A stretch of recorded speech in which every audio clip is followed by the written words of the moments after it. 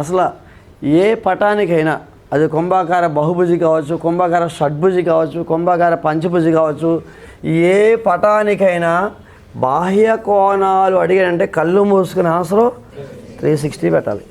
అంతే, మనం వెనక్కి తిరిగి చూడకూడదండి. పటం ఏదైనా బాహ్య కోణాల మొత్తం 360 డిగ్రీలు అండి, 360 డిగ్రీస్.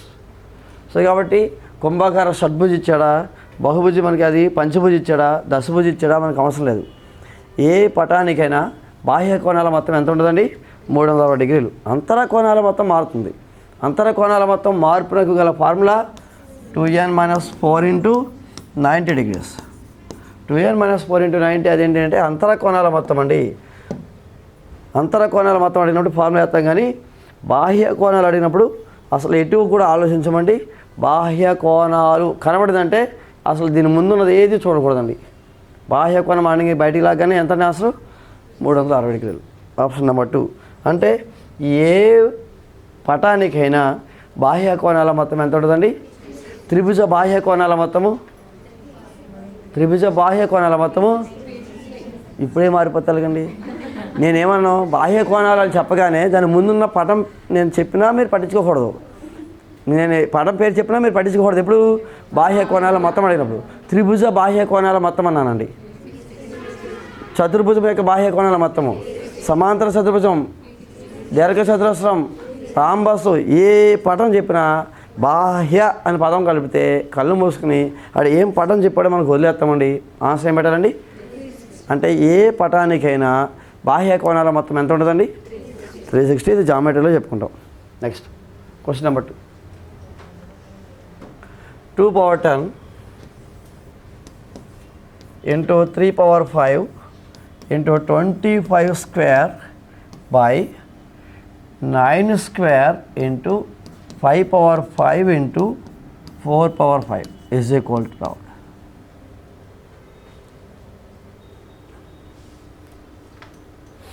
ఇప్పుడు దీన్ని భూములు ప్రధాన సంఖ్యలు ఉండేటట్టుగా విడగొట్టారు. ఫస్ట్ విడగొట్టడం అంటే 2 power 10 into 3 power 5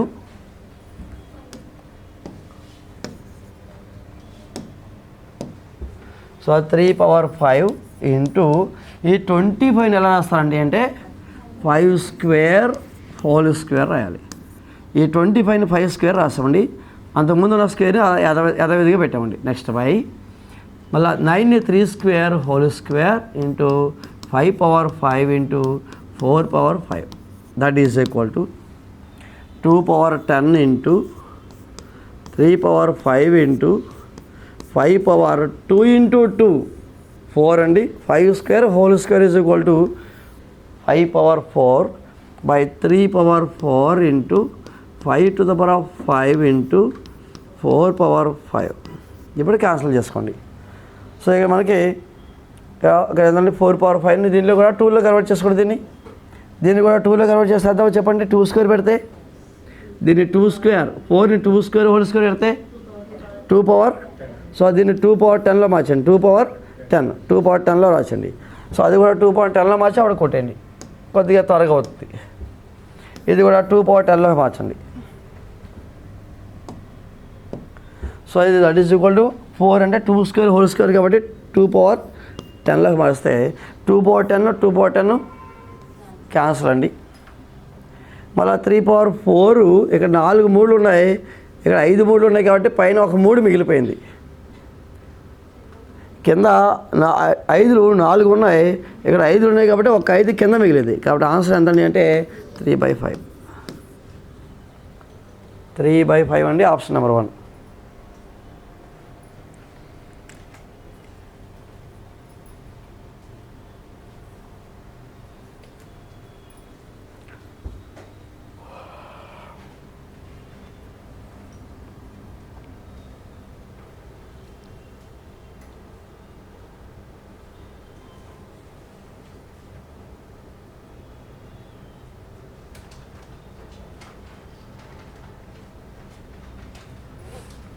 క్వశ్చన్ రాయండి. ఒక డజన్ జెల్ పెన్నుల ధర 180 రూపాయలు మరియు 8 బాల్ పెన్నుల ధర 56 రూపాయలు. ఒక జెల్ పెన్ ధర మరియు ఒక బాల్ పెన్ ధరల నిష్పత్తి ఎంత? ఒక డజను జెల్ పెన్నుల ధర 180 మరియు 8 బాల్ పెన్నుల ధర 56 రూపాయలు. ఒక జెల్ పెన్ ధర మరియు ఒక బాల్ పెన్ ధరల నిష్పత్తి అడిగాడు వాడు.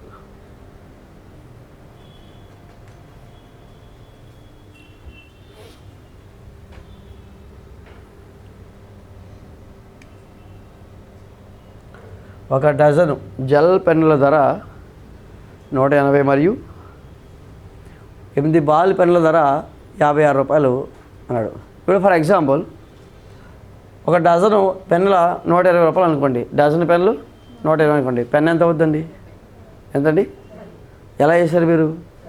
నేనేమన్నాను? డజన్ పెన్నుల ధర 120 అన్నాను. డజన్ పెన్నులు 120. ఒక పెన్ను ఖరీదు అంటే మీరు ఏం చేశారు? 120ని 12 చేత భాగించారు. ఇప్పుడు ఒక డజన్ పెన్నుల ధర 180 అన్నాడు. ఒక పెన్ను కావాలంటే ఎంత పెడతాం? 180/12 అంటే ఒక పెన్ను, ఒక జెల్ పెన్ను, ఒక జెల్ పెన్ను కావాలి. ఒక జెల్ పెన్ను కావాలంటే ఏం చేయాలండి? 180ని ఎవరితో భాగించాలండి? 12 చేత భాగించాలి. ఇష్టు నిష్పత్తి అడిగాడు. ఇష్టు ఒక బాల్ పెన్ అండి, ఒక బాల్ పెన్ను కావాలి. మరి ఓకే అండి, 8 బాల్ పెన్నులు 56 అండి. ఒక బాల్ పెన్ అంటే ఏం చేస్తారు? 56/8. 56/8 ఇది నిష్పత్తి. దీన్ని సింప్లిఫై చేయాలి. 12 180లో ఎన్నిసార్లు పోద్దండి? 15 సార్లు పోద్దండి. ఇది 12 అండి 7 సార్లు పోతుంది. That is equal to 15:7. డైరెక్ట్గా వేసేద్దాం. లేకపోతే మళ్ళీ అది సపరేట్ చేస్తే లెంత్ అయిపోతుంది వర్కింగ్ అండి. వర్కింగ్ లెంత్ అవుతుంది కాబట్టి దాన్ని అక్కడే వేసుకుంటూ వచ్చాం. 15:7.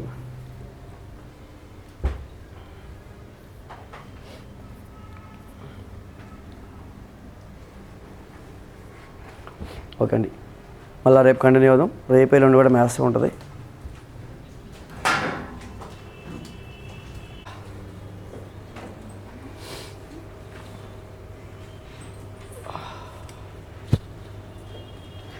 ఫోర్త్ సమ్ నోట్ చేయండి. ఒక దీర్ఘచతురస్ర పొడవు వెడల్పులు వరుసగా 2m+3 మరియు 3m-4 అయితే దీర్ఘచతురస్రాకార వైశాల్యం అండి. సో వీడు అడిగింది దీర్ఘచతురస్ర వైశాల్యం అండి. క్వశ్చన్ రాయండి ముందు. ఒక దీర్ఘచతురస్ర పొడవు వెడల్పులు వరుసగా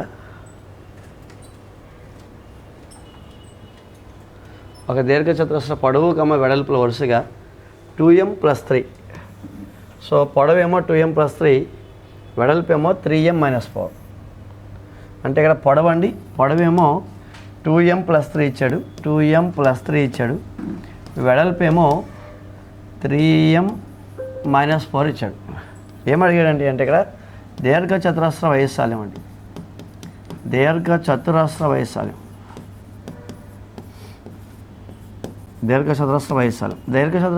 formula L/B. So L/B is equal to, అంటే L అంటే ఇక్కడ 2m+3 × 3m-4. ఆ రెండు మల్టిప్లై చేయండి. ప్రత్యేక లబ్ధాల్లో మల్టిప్లై చేసినట్టుగా మల్టిప్లై చేద్దామండి. స్పెషల్ ప్రోడక్ట్స్ మనకు ఉంది 2m+3 × 3m-4. ప్రత్యేక లబ్ధాల మల్టిప్లికేషన్ అండి. సో ఆ 2m × 3m, 2 × 3 6, m × m m² minus 2m × 4, 2 × 4 8m plus 3 × 3 9m మళ్ళీ plus into minus minus 12, 6m² minus. So ఇక్కడ రెండు యాడ్ చేయండి. -8m ప్లస్ 9m ఎంత అవుతుందండి? -8 plus 9 plus 1m minus 12. therefore answer 6m² plus m minus 12 అంటే option number 4. Option 4 అండి, option number 4. So plus ఎం అండి ఇక్కడ, ఎందుకంటే -8 + 9 అండి, -8m + 9m. -8m + 9m అంటే ప్లస్ వాల్యూ పెద్దది కనుక 9లోంచి 8 తీసేయండి, 1 వద్ది 1m, కాబట్టి only m రాస్తామండి. -12 6m² + m - 12. So let question రాయండి. ఒక దీర్ఘ చతురస్రాకార పొడవు వెడల్పు వరుసగా 2m + 3 మరియు 3m - 4. అయితే దీర్ఘ చతురస్ర వైశాల్యము, సో ఇక్కడ పొడవునేమో L అనుకోండి, వెడల్పునేమో B అనుకోండి. దీర్ఘ చతురస్ర వైశాల్య ఫార్ములా L × B కాబట్టి L ఏమో 2m + 3, m ఏమో 3m - 4. సో అది ప్రత్యేక లబ్ధాల మాదిరిగా మల్టిప్లై చేసుకుంటే ఇక 2m × 3m, 2 × 3 6, m × m m² -2 × 4 8m, ఇక్కడ మైనస్ ఉంది కాబట్టి -8m, 3 × 3 9m, ప్లస్ ఉంది కాబట్టి +9m.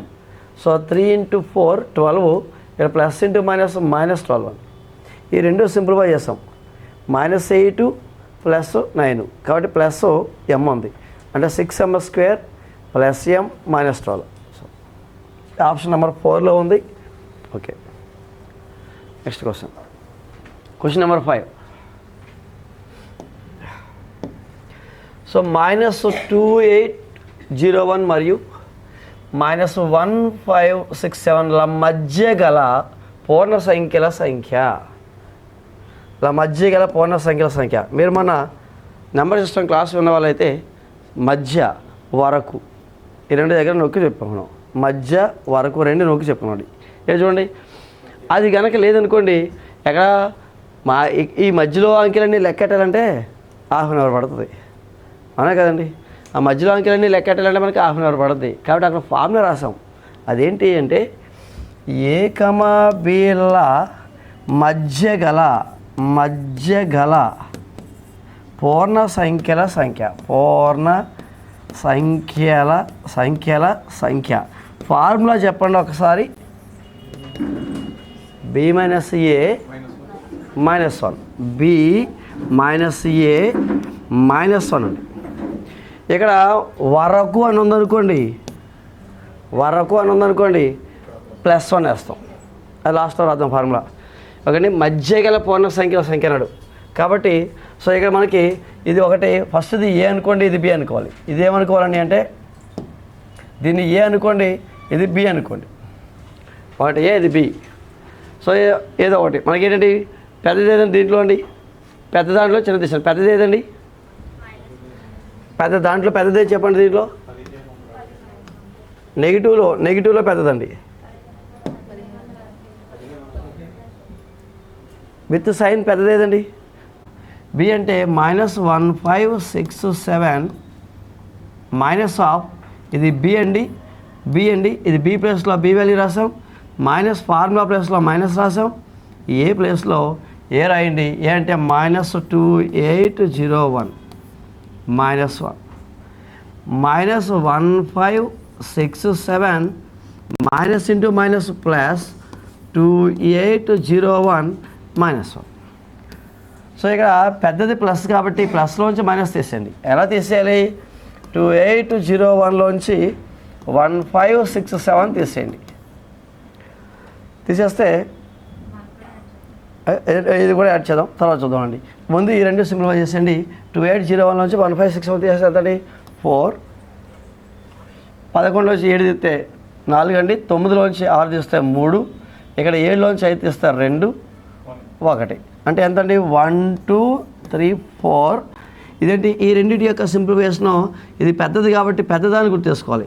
ఒకటి పాజిటివ్ ఒకటి నెగిటివ్ ఉన్నప్పుడు పెద్ద దాంట్లోంచి చిన్న తీస్తున్నప్పుడు ఈ రెంట్లో ఏది పెద్దదో దాన్ని గుర్తు చేసుకోవాలండి. +1 2 3 4 -1 దట్ ఈజ్ 1 2 3 4 34 నుంచి 1 తీసేయండి 33. దీనిఫోర్ 1233 అండి. B - A -1. ఆల్రెడీ మనం పూర్ణ సంఖ్యలు చెప్పుకున్నప్పుడు వరకు అనేది మధ్య గల అనేది రెండు నొక్కి చెప్పుకున్నామండి. సో అది బిట్టు మనకి ఇక్కడ చిన్న సంఖ్యలు మళ్ళీ లెక్క చెప్పుకున్నాను, ఇది పెద్ద ఇచ్చాడు.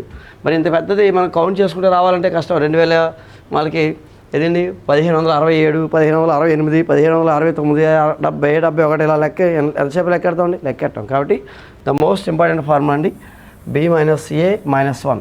ఇక్కడ మళ్ళీ కీలకమైన కీ పాయింట్ గుర్తుపెట్టుకోవాలి. మధ్య గల అన్నప్పుడు ఏం చేయాలి, వరకు అన్నప్పుడు ఏం చేయాలో చూసుకోవాలి. మధ్య గల అంటే b - a - 1, b - a - 1. So ఇప్పుడు ఇక్కడ ఏమి ఇచ్చాడండి, కీ పాయింట్ ఏమి ఇచ్చాడండి, మధ్య గల ఇచ్చాడు. కాబట్టి ఫార్ములా b - a - 1 ఇచ్చాడు. b - a - 1 కింద పాయింట్ రాయండి, అయిపోతాయి కనుక. ఒకవేళ వరకు అని ఇస్తే ఇదే లెక్క వరకు అని ఇస్తే ఏం చేయాలి, కింద పాయింట్ రాయండి, మళ్ళీ బాక్స్ కూడా పాయింట్ రండి. ఏ కమా బీల ఏ నుండి బి వరకు అని రాయండి. ఏ నుండి బి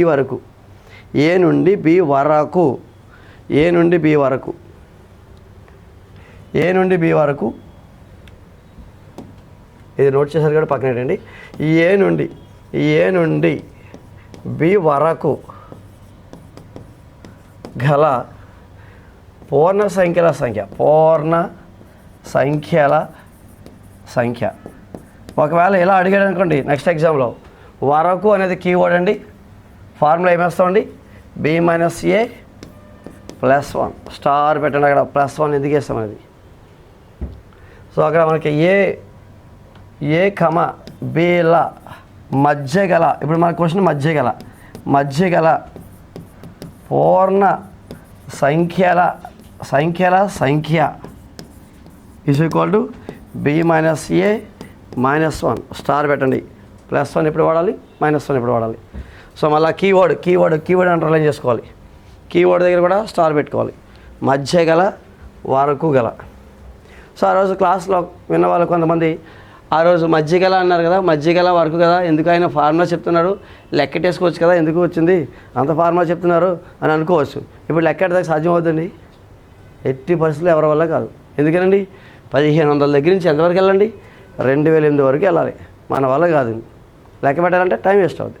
సో కాబట్టి సింపుల్గా b - a - 1 కూడా వస్తామండి. కాబట్టి ఇక్కడ మనకి వరకు అన్నప్పుడు ఏం చేయాలి, మధ్య అన్నప్పుడు ఏం చేయాలన్నది ఆ ఫార్ములాస్ రాసుకోవాలండి. ఇక్కడ ఎప్పుడు కూడా స్టార్ పెట్టుకోవాలి. ఎందుకంటే ఇక్కడ నొక్కి మాట్లాడుకోవాలి. -1 ఇది +1, వరకు అంటే +1, మధ్య గల అంటే -1. సో అప్పుడే అది ఎంత పెద్ద నెంబర్ ఇచ్చినా మనం కట్ చేసుకుని ఆప్షన్ ఎంత అండి, ఆప్షన్ 2. Next question number 6. రెండు సమాంతర రేఖలను ఒక తిర్యక రేఖ ఖండించుచున్నది.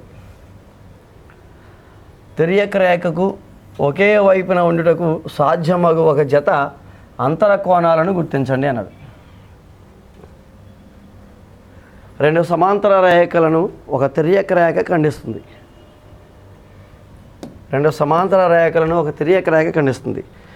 తిర్యక రేఖకు ఒకే వైపున ఉండుటకు సాధ్యమగు ఒక జత అంతర కోణాలను గుర్తించమన్నాడు. దీంట్లో చాలా తెలివిగా వాడిచ్చాడు. అసలు దీంట్లో ఇన్నర్ మీనింగ్ ఏంటో చూడాలండి. మనకి ఒక రెండు సమాంతర రేఖలు ఉన్నాయి. రెండు సమాంతర రేఖల నడుమ ఒక తిర్యక రేఖ ఖండించినప్పుడు మనకి ఏర్పడే కోణాల సంఖ్య 8.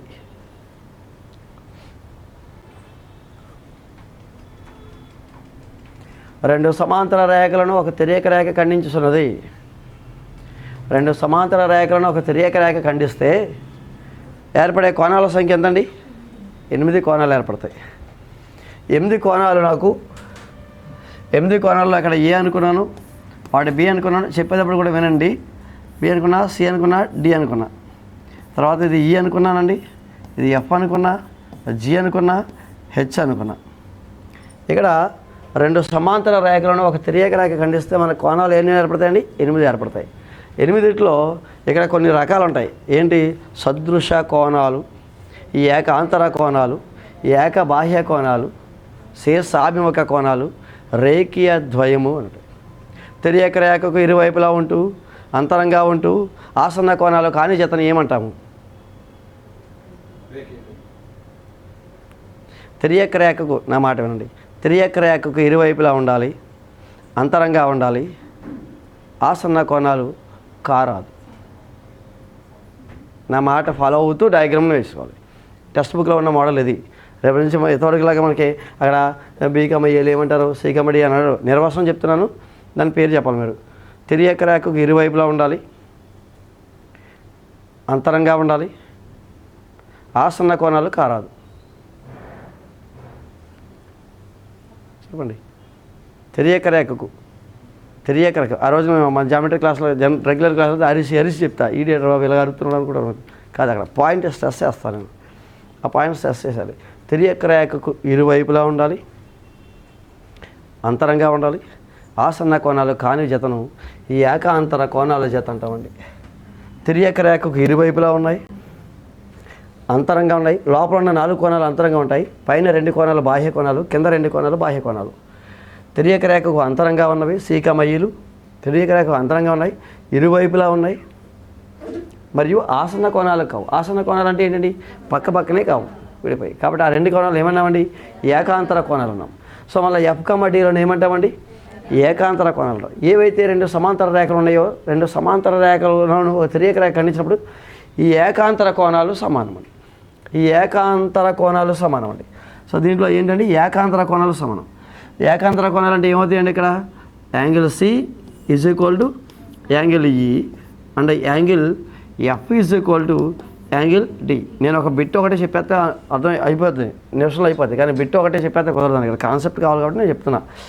ఇవేంటండి, ఈ రెండింటిని ఏమంటామండి, ఏకాంతర కోణాలు సమానం. ఎప్పుడు సమానం అండి, 2 సమాంతర రేఖలను తిరియక రేఖ ఖండించినప్పుడు ఆ తిరియక రేఖకు ఇరువైపులా ఉండాలి, అంతరంగా ఉండాలి, ఆసన్న కోణాలు కారాదు. అలాంటి కోణాలను ఈ ఏకాంతర కోణాలు అన్నాము. ఇవి ఏకాంతర కోణాలండి. ఇవి ఏ కోణాలండి, ఏకాంతర కోణాలు. ఏకాంతర కోణాలు. సో ఈ 2 సమాంతర రేఖలు అయితే ఏకాంతర కోణాలు ఎలా ఉంటాయండి, సమానము. ఏకాంతర కోణం. మళ్ళీ క్వశ్చన్ డెఫినేషన్ చెప్తాను, చెప్పండి. తిరియక రేఖకు ఇరువైపులా ఉండాలి, బాహ్యంగా ఉండాలి, ఆసన్న కోణాలు కారాదు. ఏక బాహ్య కోణాలు అవి ఎక్కడ ఉంటాయండి, బి హెచ్. ఏక బాహ్య కోణాలు, ఏక బాహ్య కోణాలు. ఎవరండి యాంగిల్ బికి ఎవరండి ఏకబాహ్యం, యాంగిల్ హెచ్. ఇంకోటి ఉంటుందండి, యాంగిల్ ఏకి యాంగిల్ జి. ఇచ్చిన రేఖలు సమాంతర రేఖలు అయితే ఏకబాహ్య కోణాలు సమానము.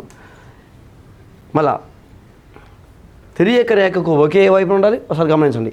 తిరియక రేఖకు ఒకే వైపున ఉండాలి, ఒక బాహ్య కోణము ఒక అంతర కోణముగా కలిగి ఉండాలి, ఆసన్న కోణాలు కారాదు. తిరియక రేఖకు ఒకే వైపున ఉంటూ ఒక ఒక బాహ్య కోణాలుగా ఉంటూ ఆసన్న కోణాలు కాని జతను ఏమంటారు, ఏదండి, సదృశ కోణాలు. అవేంటి, ఏకమాయిలు తిరియక రేఖకు ఒకే వైపున ఉన్నాయి, ఒక బాహ్య కోణము ఒక అంతర కోణముగా ఉన్నాయి. అవి ఆసన్న కోణాలు కాలేదు, పక్కనే లేవు. కాబట్టి ఈ 2 కోణాలను ఏమంటామండి, సదృశ కోణాలు ఏంటో చూద్దామండి. సదృశ కోణాలు 4 జతలు వస్తాయండి. అవేంటి చెప్పండి నాకు. యాంగిల్ ఏకి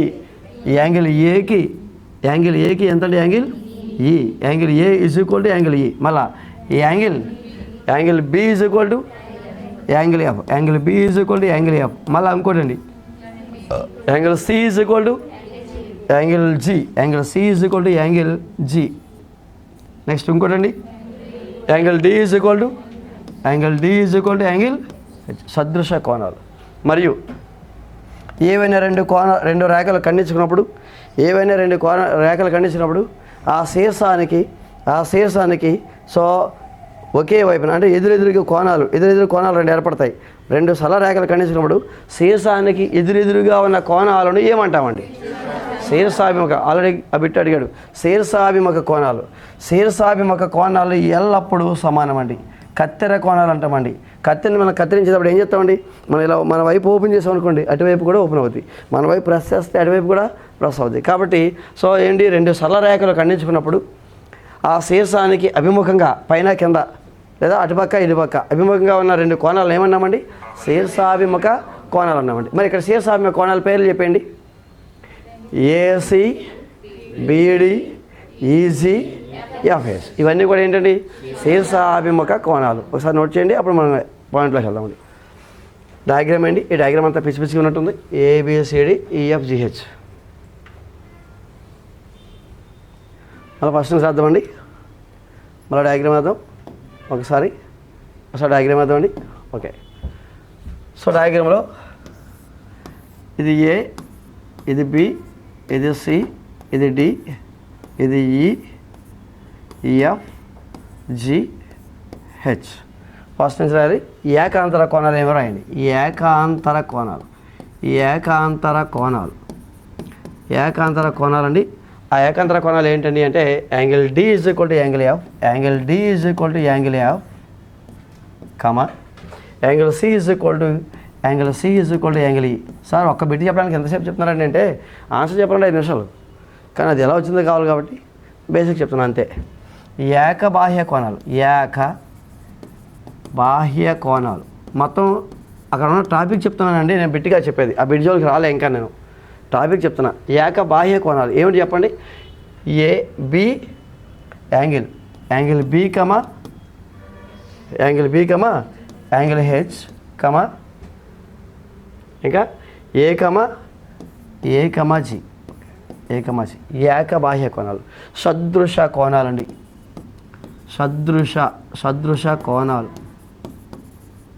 సదృశ కోణాలు. B angle B is equal to angle F, అలా angle C is equal to angle G, angle C is equal to angle G, మళ్ళీ angle A is equal to angle E, angle A is equal to angle E, మళ్ళీ angle D is equal to angle H, angle D is equal to angle H. సదృశ కోణాలు.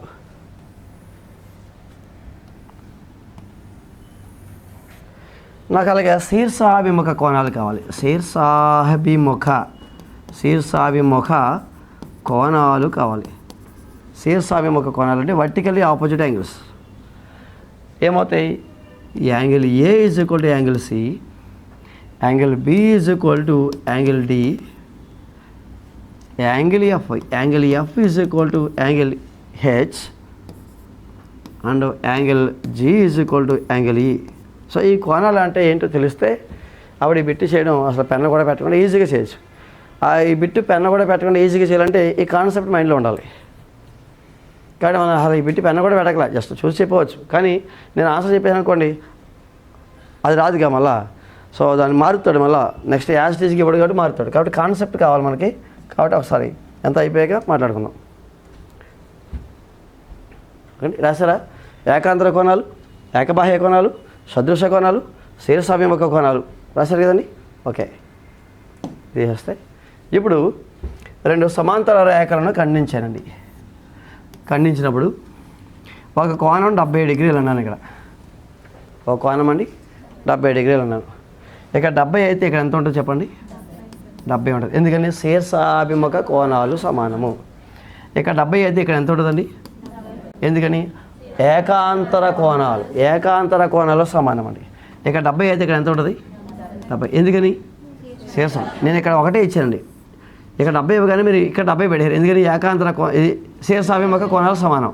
మళ్ళీ ఇక్కడ 70ని ఇక్కడ పెట్టారు, ఏకాంతర కోణాలు సమానం. ఇక్కడ 70ని ఇక్కడ పెట్టారు, శీర్షాభిముఖ కోణాలు సమానం. మళ్ళా సో రేఖీయ ద్వయం అని ఉంటుంది. ఒక రేఖపై 2 కోణాలను ఏమన్నామండి? రేఖీయ ద్వయం అన్నామండి. మరి ఇక్కడ 70 డిగ్రీలు ఉంటే ఇక్కడ ఎంత ఉంటుందండి? 110 ఉంటుంది. సో కాబట్టి ఇక్కడ 110 ఉంటుంది, ఇక్కడ 110 ఉంటుంది. ఇక్కడ 110 ఉంటే ఇక్కడ ఎంత ఉంటుందండి? ఇక్కడ 110 ఉంటే ఇక్కడ ఎంత ఉంటుందండి? ఇక్కడ 110 ఉంటే ఇక్కడ ఎంత ఉంటుంది? అంటే మనం ఇచ్చిన ఒక కోణం ఎత్తే మిగిలిన 7 కోణాలు మనం ఫిల్ చేయగలిగాం. ఇప్పుడు ఏదైనా ఒక కోణం తీసుకుని సమాంతరంగా ఎక్కడో ఒక చోట కోణం తీసుకుని మిగిలిన 7 యాంగిల్స్ని ఫిల్ చేసిన సందర్భంలో ఒక అద్భుతమైనటువంటి ఒక పాయింట్ వస్తుంది. ఈ పాయింట్ మీద ఎప్పుడు బిట్ అడుగుతాడు. ఆ పాయింట్ ఏంటండి అంటే తిరియక రేఖకు ఒకే వైపున గల అంతర కోణాల మొత్తం ఎల్లప్పుడూ 180 డిగ్రీ అండి. Very very important point. ఎక్కువసార్లు అడిగే పాయింట్ ఏంటంటే ఇక్కడ తిరియక రేఖకు ఒకే వైపున గల అంతర కోణాల మొత్తం ఎంతండి? 180 డిగ్రీలు. 2 సమాంతర రేఖలు ఇచ్చినప్పుడు తిరియక రేఖకు ఒకే వైపున గల కోణాల మొత్తం ఎంత అవ్వాలండి? 180. ఆ పాయింట్ పట్టుకుని లాజికల్గా పెట్టాడు. 2 సమాంతర రేఖలను ఒక తిరియక రేఖ ఖండించుతున్నది. తిరియక రేఖకు ఒకే వైపున ఉండుటకు సాధ్యమకు జత ఎలా ఉండాలి? ఆ జత మొత్తం 180 ఇవ్వాలి. ఓకే, జత అంతర కోణాలను గుర్తించండి అన్నాడు. అంటే తిరియక రేఖకు ఒకే వైపున ఉన్న 2 అంతర కోణాలు ఉండాలి. ఆ అంతర కోణాలు ఉంటే ఆ 2 ఎలా ఉండాలి? ఆ రెండింటి యొక్క మొత్తం 180 డిగ్రీలు అవ్వాలి. 2 కోణాలు ఉండాలి.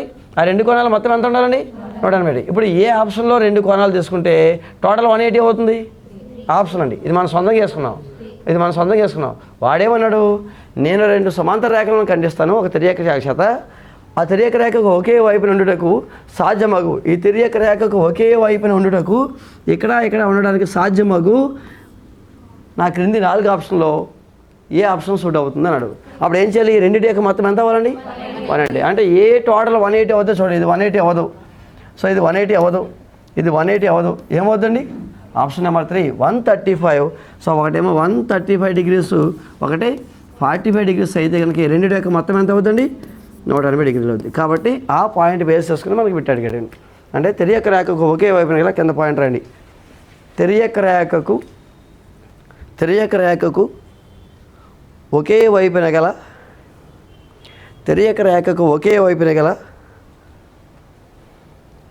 అంతర కోణాల మొత్తము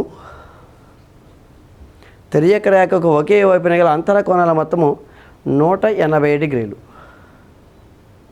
తిరియక రేఖకు ఒకే వైపున గల అంతర కోణాల మొత్తము 180 డిగ్రీలు. సో దేర్ఫోర్ దాని కింద ఏం చేయాలండి? 135 + 45 = 180. 135 + 45 = 180. సో మన కాన్సెప్ట్ మొత్తం మైండ్లో ఉంటే చూడగానే తిరియక రేఖకు ఒకే వైపున ఉంటూ అంతరంగా ఉండాలి, తిరియక రేఖకు ఒకే వైపు ఉండాలి, అంతరంగా ఉండాలి. తిరియక రేఖకు ఎలా ఉండాలండి? ఒకే వైపు ఉండాలి. తిరియక రేఖకు ఒకే వైపు ఉండి అంతరంగా ఉండాలి. అంటే అలా ఉన్న 2 కోణాలు ఎలా ఉంటాయి? ఆ రెండింటి యొక్క మొత్తము 180. అంటే ఆ 2 కోణాలు సంపూరక కోణాలు. టోటల్ ఎంత రావాలండి? 180 రావాలి. కాబట్టి తిరియక రేఖకు ఒకే వైపున ఉంటూ సో అంతర కోణాలు ఉండాలా? అయితే ఆ రెండింటి యొక్క టోటల్ 180 అవ్వాలి. కాబట్టి ఆప్షన్ మనం ఇలా చూసి 180 ఎక్కడ అవుతుందో అది ఆప్షన్ పెట్టుకుంటాం అంతే. నెక్స్ట్ క్వశ్చన్ రండి. ఒక వృత్తం 12 సమాన సెక్టార్లుగా విభజించబడింది. ఒక వృత్తము 12 సమాన సెక్టార్లుగా విభజించబడింది. అందులో 2 సెక్టార్లు రెడ్ కలరు, 6 సెక్టార్లు నీలము, 4 సెక్టార్లు ఆకుపచ్చగా గుర్తించబడింది.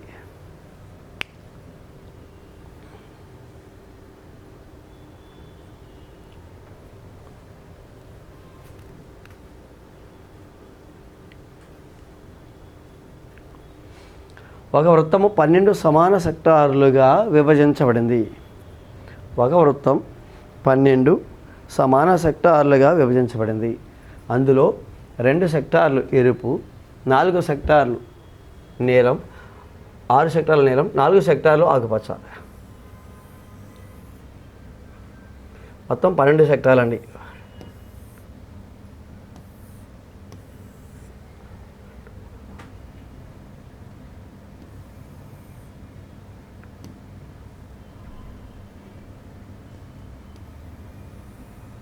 సో 1 2 3 4 5 6 7 8 9 10 11 12 సెక్టార్లుగా విడిపోయింది.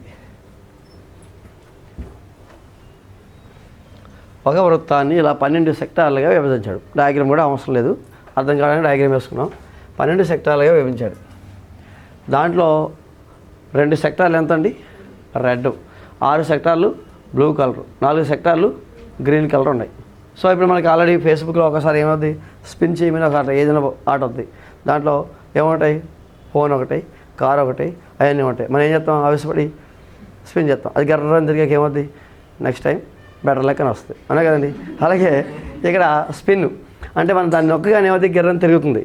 తిరుగుతున్నప్పుడు ఏమవుతుంది? 1 రావచ్చు, 2 రావచ్చు, 3 రావచ్చు, 4 రావచ్చు, 5 రావచ్చు. ఇలాగా 12 సెక్టార్స్లో ఏమైనా రావచ్చు, 12 సెక్టార్లో ఏదైనా రావచ్చు. తిరుగుతున్నప్పుడు మనకి టోటల్గా సో ఇలా తిప్పుతున్నాం కదండి. ఇలా తిప్పుతున్నప్పుడు ఎన్ని సెక్టార్లు మన ప్రాజెక్ట్లో ఇన్వాల్వ్ అయినాయండి? ఎన్ని సెక్టార్లు ఇన్వాల్వ్ అయినాయి? 12 సెక్టార్లు ఇన్వాల్వ్ అయినాయి, అవునా కదండి. ఫస్ట్ మన ప్రాజెక్ట్లో మన ఆటలో ఇన్వాల్వ్ అయినాయి ఎన్ని, మన ఆటలో ఎన్ని ఇన్వాల్వ్ అయితే అది ప్రాబబిలిటీలో డినామినేటర్ దగ్గరికి వస్తుంది. ప్రాబబిలిటీ అంటేనే న్యూమరేటర్ డినామినేటర్ తయారు చేయాలి. ముందుగా డినామినేటర్ తయారు చేసాకే న్యూమరేటర్ దగ్గరికి వెళ్ళాలి. ఫస్ట్ ఎవరిని ఫిల్ చేయాలండి, హారాన్ని ఫిల్ చేయాలి. హారం ఎవరంటే శాంపుల్ ఆవరణము, నిన్న ఆల్రెడీ చెప్పుకున్నాం. శాంపుల్ ఆవరణం, శాంపుల్ ఆవరణం అంటే ఏంటి, మన ఆటలో పాల్గొన్న ఫలితాల సంఖ్య. మన ఆటలో ఎవరు పాల్గొన్నారు, 1 2 3 4 5 6 7 అని 12 సెక్టార్స్ మన ఆటలో పాల్గొన్నాయి. మన ఆటలో పాల్గొన్నవన్నీ కూడా ఏమవుతాయి, శాంపుల్ ఆవరణలోకి వెళ్తాయి. ఆ శాంపుల్ ఆవరణలో ఎన్ని ఉన్నాయో అన్నీ కూడా ఎక్కడికి రావాలండి అంటే హారం దగ్గరికి రావాలి, డినామినేటర్ దగ్గరికి రావాలి. ఆ డినామినేటరే శాంపుల్ స్పేస్. శాంపుల్ ఆవరణం అంటే మన ఆటలో పాల్గొన్న సెక్టార్ల సంఖ్య. నిన్న పాసికేసాం అథవా లేదా పాసికేసి ఆడుకున్నామండి. పాసికేసి ఆడుకున్నాం, ఏమొస్తాయి, 1 కానీ 2 కానీ 3 కానీ 4 కానీ 5 కానీ 6 కానీ. ఎన్నిసార్లు వేసినా 6 నెంబర్లేగా వచ్చాయి. అంటే మన ఆటలో పాల్గొన్న తలాలు ఎన్ని అంటే డినామినేటర్లో ఏం వేసాం, 6 వేసాం. అంటే మనం ఒక ఆట ఆడుతున్నప్పుడు ఆ ఆటలో మనం ఎన్ని వస్తువులు ఇన్వాల్వ్ అయినాయో వాటిని డినామినేటర్లో వేస్తాం. ప్యాకెట్ ఆడుతున్నాం, ఇళ్ళకి తీసి ఇళ్ళకి కలిపేస్తున్నాం. ప్యాకెట్ ఆడుతున్నాం, ప్యాకెట్ మీద ఒక ప్రాబ్లం చేస్తున్నాం. అప్పుడు డినామినేటర్లో ఎంత రావాలి, by 52 రావాలి. ఓకేనే. మరి ఆడేటప్పుడు మీరు ఎలా కలుపుతారు, ఇలా కలుపుతారా కలపరా, ఇలా కలుపుతారు. ఇలా కలిపినప్పుడు ఆ చేతిలో ఎన్ని కార్డులు మీ చేతిలో ఉంటాయి, 52 కార్డులు ఉంటాయి చేతిలో. ఇలా కలిపి వేస్తారు. అప్పుడు మీ చేతిలో ఎన్ని ఉంటాయండి, 52 కార్డులు. అంటే ఆటలో పాల్గొన్నవన్నీ కూడా డినామినేటర్కి రావాలి. ఓకే, ప్రాబిలిటీ అర్థం చేసుకోవాలి. ఆటలో పాల్గొన్నవన్నీ కూడా డినామినేటర్కి రావాలి. ఆ ఆటలో మీకేం కావాలో అవి న్యూమరేటర్కి రావాలి. ఇప్పుడు మీకు ఏం కావాలి చెప్పండి, దీంట్లో ఏంటండి, ఆకుపచ్చవి కావాలి. ఆకుపచ్చవి మీకు కావాలి. ఆకుపచ్చ ఎన్ని ఉన్నాయి, సో 4/12. 4/12 అంటే that is equal to 1/3 answer. మొత్తం ఏమో కిందకి రావాలి, మీకు కావాల్సినవి న్యూమరేటర్ దగ్గరికి వెళ్ళాలి.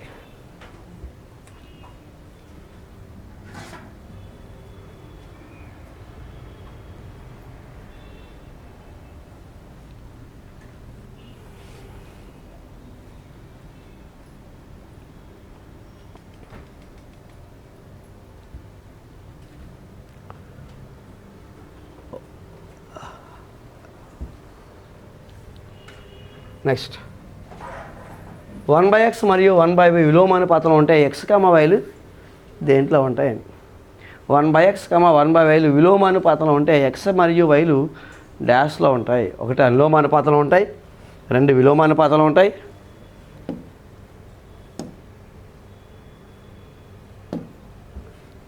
3 ఈ అనుపాతంలోనే ఉండవు, 4 సందర్భాన్ని బట్టి ఒక్కోసారి అనుమానుపాతంలో ఉంటుంది, ఒక్కోసారి విలోమానుపాతంలో ఉంటాయి అన్నాడు.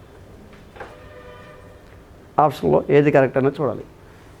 1/x, 1/yలు విలోమానుపాతంలో ఉంటే x, yలు దేంట్లో ఉంటాయి.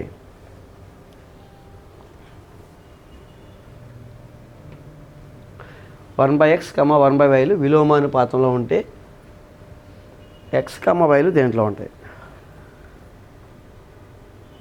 ఇన్ జనరల్గా మనం ఏమనుకుంటామంటే అండి, 1/x, 1/yలు విలోమానుపాతం కాబట్టి దానికి ఆపోజిట్గా x, yలు దేంట్లో ఉంటాయండి, అనులోమానుపాతంలో ఉంటాయని 99% అందరూ పెట్టేసి వస్తారు. ఎందుకని ఫస్ట్ ఆప్షన్లో అలాగే ఉంది, రెడీగా ఉంది.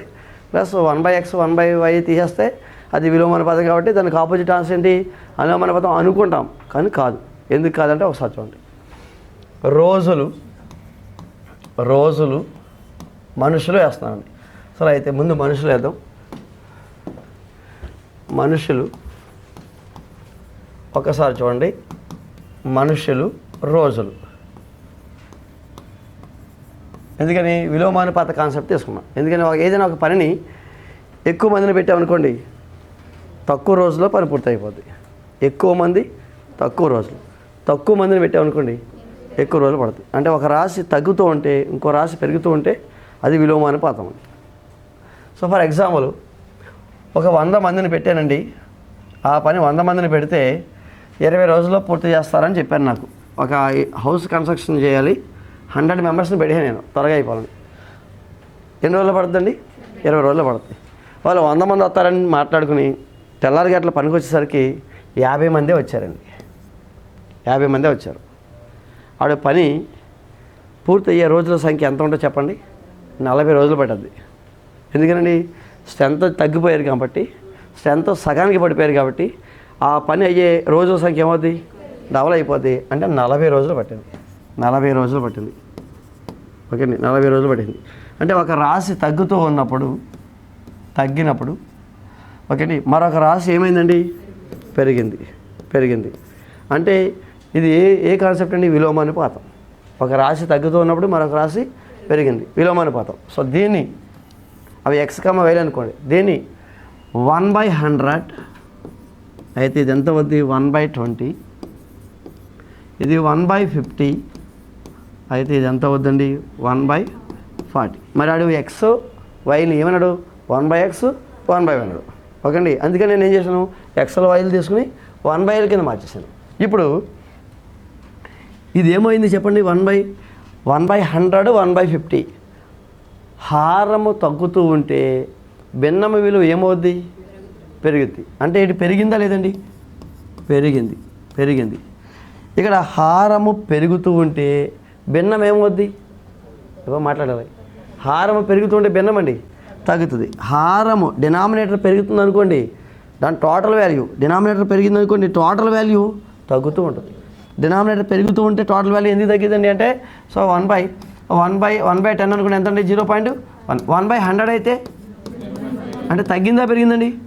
డినామినేటర్ పెరిగింది, ఇది తగ్గింది. డినామినేటర్ పెరిగితే టోటల్ వాల్యూ తగ్గిపోయింది. కాబట్టి ఇక్కడ ఏమైందండి? తగ్గింది. అంటే ఇప్పుడు సో ఇక్కడ ఒక రాశి పెరిగితే ఇంకో రాశి ఏమైంది? ఇవి ఏ రూపంలో ఉన్నాయి? 1/x 1/y ఉన్నాయి. 1/x 1/yలు పెరిగితే తగ్గింది కాబట్టి ఇది ఏ కాన్సెప్టు? విలోమానుపాతం. ఒక రాశి పెరుగుతూ ఉన్నప్పుడు మరొక రాశి తగ్గుతుంది, అది ఏ కాన్సెప్ట్ అండి? విలోమానుపాతం. 1/x 1/yలు విలోమానుపాతంలో ఉన్నాయి. x, yలు మర్చాం. ఇప్పుడు ఇదేమైంది? తగ్గింది. ఇదేమైంది? పెరిగింది. అంటే ఇది ఏమలా ఉంది మళ్ళా? కాబట్టి 1/x 1/yలు విలోమానుపాతంలో ఉంటే x, yలు కూడా విలోమానుపాతంలోనే ఉంటాయి. కాబట్టి ఆప్షన్ నెంబర్ 2. సో ఆప్షన్ 2 అండి.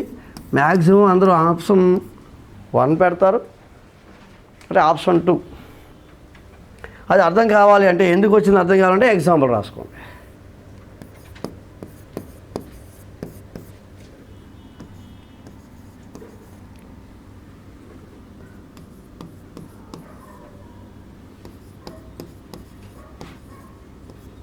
ఇది విలోమానుపాతం అండి, ఇది విలోమానుపాతము, ఇది కూడా విలోమానుపాతమే.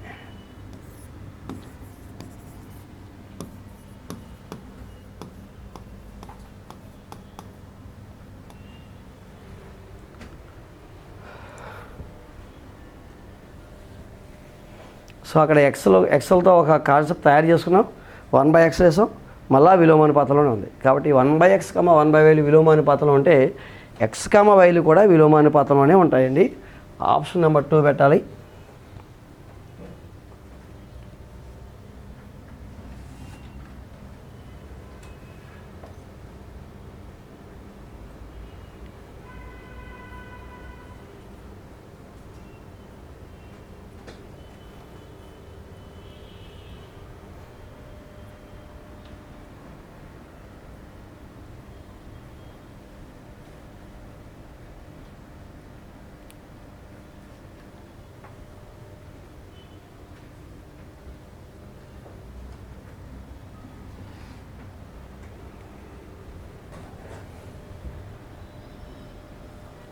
సో నెక్స్ట్ క్వశ్చన్ రాయండి.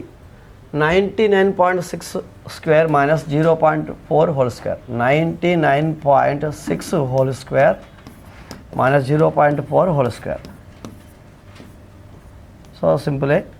A square minus B square ఫార్ములాలో ఉంది. Now it can be written as A minus B into A plus B రాయండి.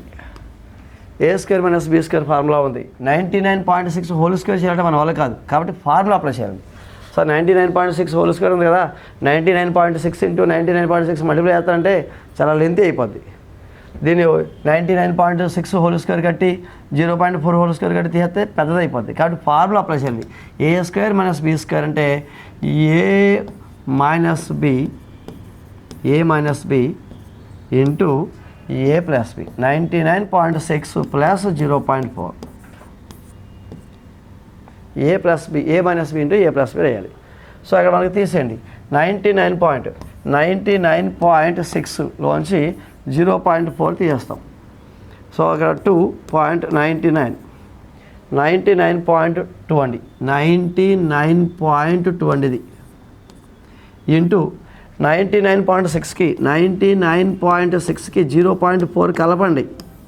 సో 0.1 100 ఎంత అవుతుంది? 100 అవుతుంది. సో 100 ₹99.60 అండి. ₹99.60కి 40 పైసలు కలిపితే ఎంత అండి? 100.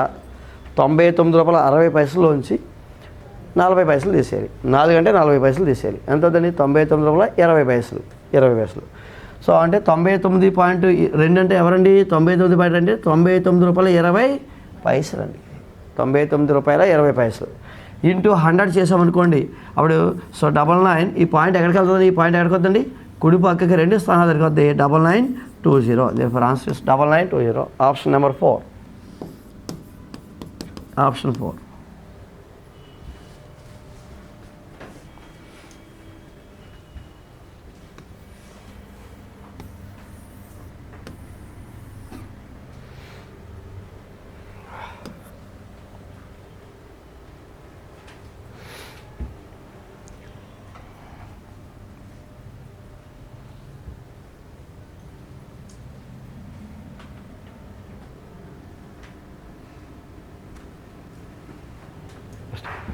టూ బై 5 మరియు 2/5 మరియు 1/3 సంఖ్యల వ్యుత్క్రమాల మొత్తం అండి.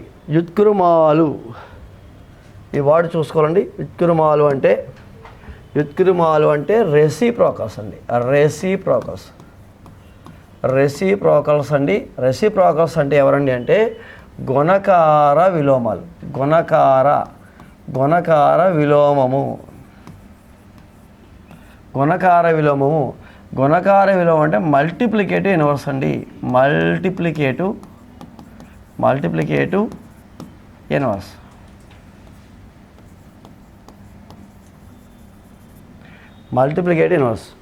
సో ఇప్పుడు మనకి చెప్పండి, 2 యొక్క గుణకార విలోమం ఎంతండి? గుణకార విలోమం అండి 1/2. 3 యొక్క గుణకార విలోమం అండి. వ్యుత్క్రమాలు అంటే రెసిప్రోకల్స్ అంటే గుణకార విలోమం అండి. సో ఇక్కడ 3 యొక్క గుణకార విలోమం 1/3. అదే 1/5 యొక్క గుణకార విలోమం అండి 5/1. 5/1 అంటే 5. 2/3 యొక్క గుణకార విలోమం 3/2. అలాగే ఇక్కడ 2/5 యొక్క వ్యుత్క్రమం అన్నాడు కాబట్టి 2/5 యొక్క వ్యుత్క్రమం అంటే గుణకార విలోమం ఎంత అవుతుంది? 5/2. 1/3 యొక్క రెసిప్రోకల్ ఎంత అవుతుంది? 3/1. ఆ రెండింటికి ఏం చేయమన్నాడు? ప్లస్ కలప. సో ఆ రెండింటి యొక్క గుణకార విలోమాలు తీసుకుని యాడ్ చేసామన్నాడు. సో ఎల్సిఎం ఎంతండి అంటే 2 అంటే ఎల్సిఎం 2లో 2 ఒకసారి పోతే 1 5 ప్లస్ 1 2లో 2 సార్లు పోతే 2 3 6. దట్ ఈజ్ ఈక్వల్ ఎంత అండి? 11/2. So 11/2 option number 2.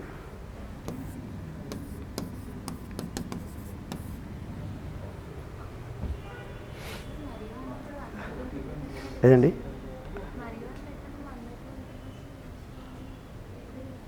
మరియు సంఖ్యల వ్యుత్క్రమాల మొక్కనండి. సో ఇక్కడ 2/5 మరియు 1/3 సంఖ్య యొక్క వ్యుత్క్రమాలని అనుకోండి. ఇక్కడ లా లేదనుకోండి, మీరు అన్న డౌట్ కరెక్ట్. ఇక్కడ లా లేదనుకోండి. ఎక్కడ లా లేదు అంటే ఇక్కడ లా లేదనుకోండి. ఇది లా కీలకం అండి. 2/5 మరియు 1/3 యొక్క వ్యుత్క్రమాల మొత్తం అన్నాడు అనుకోండి.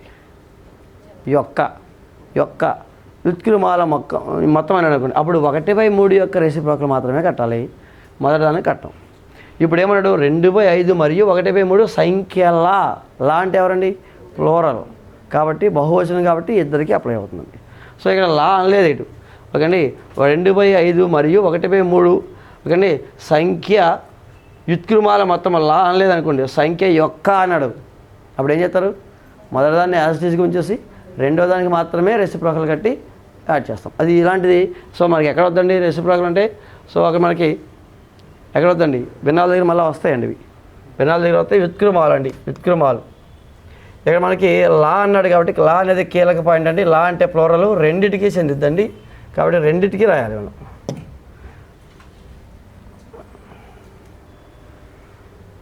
Next question number 11. 2.1 సెంటీమీటర్స్ వ్యాసార్థం కలిగిన వృత్తాకార ఫలకం యొక్క పరిధి కావాలి. వృత్తాకార ఫలకం యొక్క పరిధి అండి, అంటే వృత్త పరిధి అండి.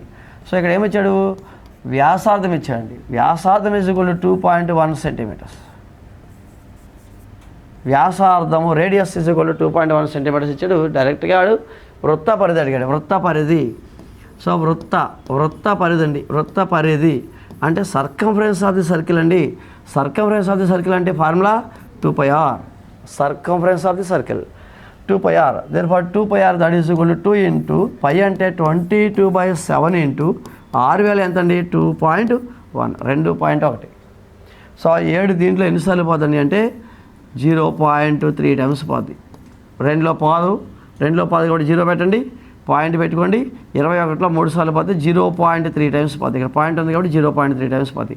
So now that is equal 2 into 22 into 0.3. So ఇక్కడ 22 44, 44 into 3 అండి. 3 4 12, 1 3 4 12, 13 ఎంతండి అంటే 132. కానీ పాయింట్ ఎన్ని స్థానాల తర్వాత ఉందండి, ఒక స్థానం తర్వాత పాయింట్ ఉంది కాబట్టి పాయింట్ ఎక్కడ పెట్టాలండి 13.2 సెంటీమీటర్స్, 13.2 సెంటీమీటర్లు. So option number 4. Option number 4 అండి 13.2 సెంటీమీటర్స్.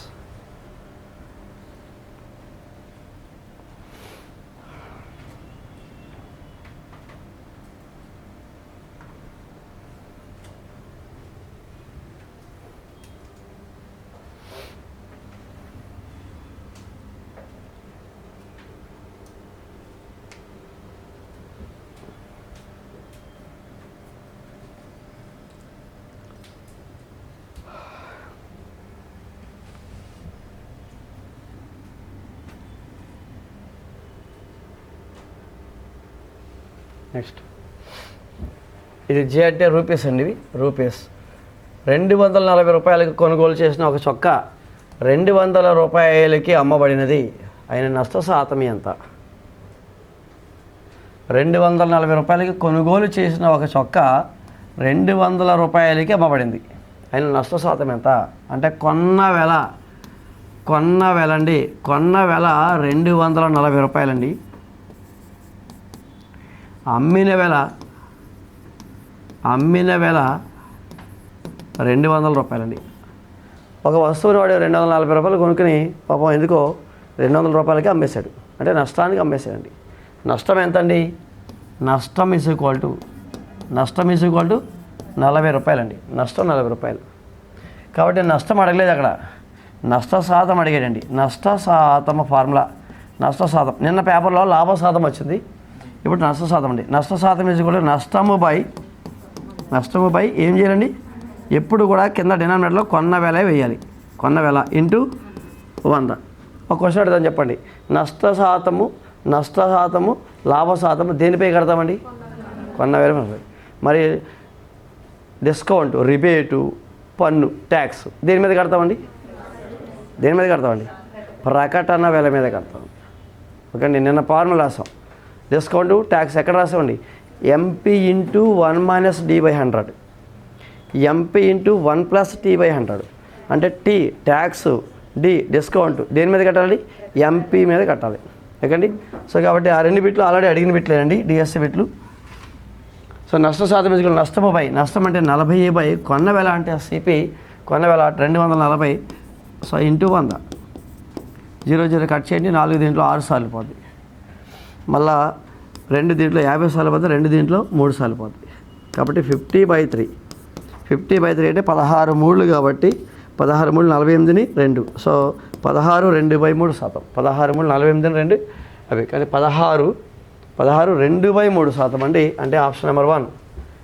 సో ఆప్షన్ నెంబర్ 1 అండి. ఫస్ట్ ఆప్షన్లో ఉంది option number 1.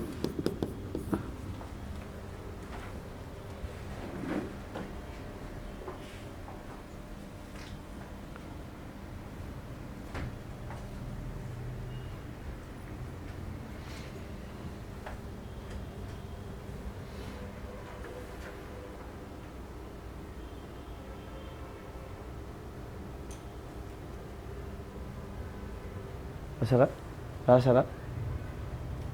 Next question number 13. దీర్ఘ ఘనాకార గది లోపలి కొలతలు 11 metres into 4 metres into 3 metres అయిన ఆ గది ఘన పరిమాణం అడిగా. డైరెక్ట్ పెట్టండి. గది ఘన పరిమాణం ఈజ్ ఈక్వల్ టు అంటే దీర్ఘ ఘన పరిమాణం అండి. ఘన పరిమాణం is equal to formula LBH. So that is equal to 11 into 4 into 3 so 11 into 12 అండి. సో 11 ఇంటూ 12 అంటే 1 అంతండి. 11 ఇంటూ 12 అండి. 4 12 132. సో ఘనప మీటర్లు అండి. ఘనప మీటర్లు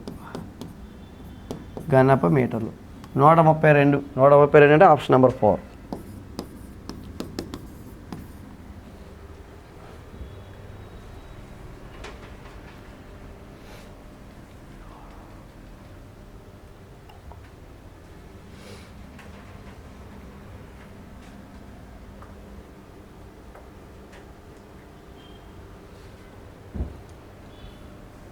నెక్స్ట్ క్వశ్చన్ దత్తాంశం అండి.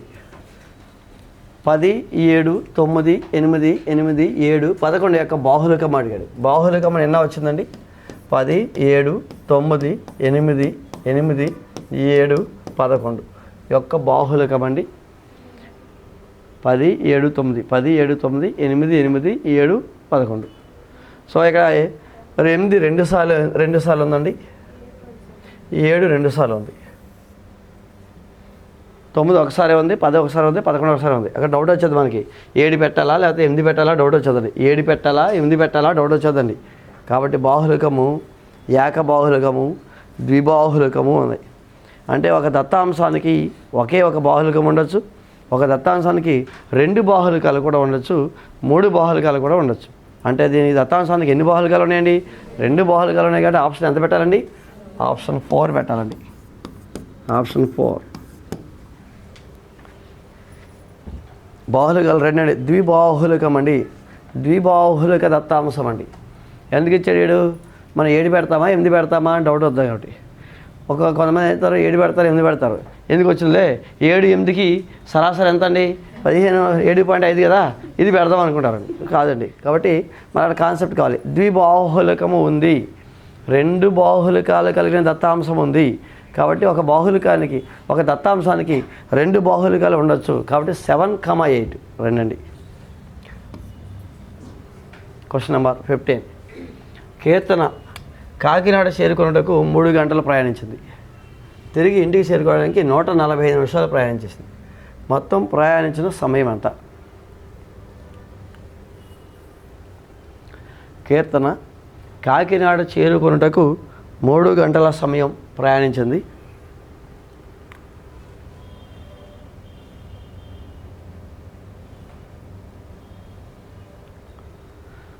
కీర్తన కాకినాడ చేరుకోవడానికి 3 గంటల సమయం ప్రయాణించింది. తిరిగి ఇంటిని చేరుకోవడానికి ఒక్క నిమిషం అండి.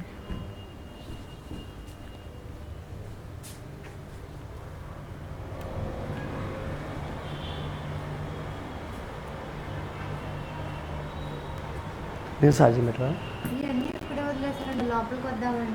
ఛార్జింగ్ పెట్ట అయిపోయింది. ఛార్జింగ్ అయిపోయింది.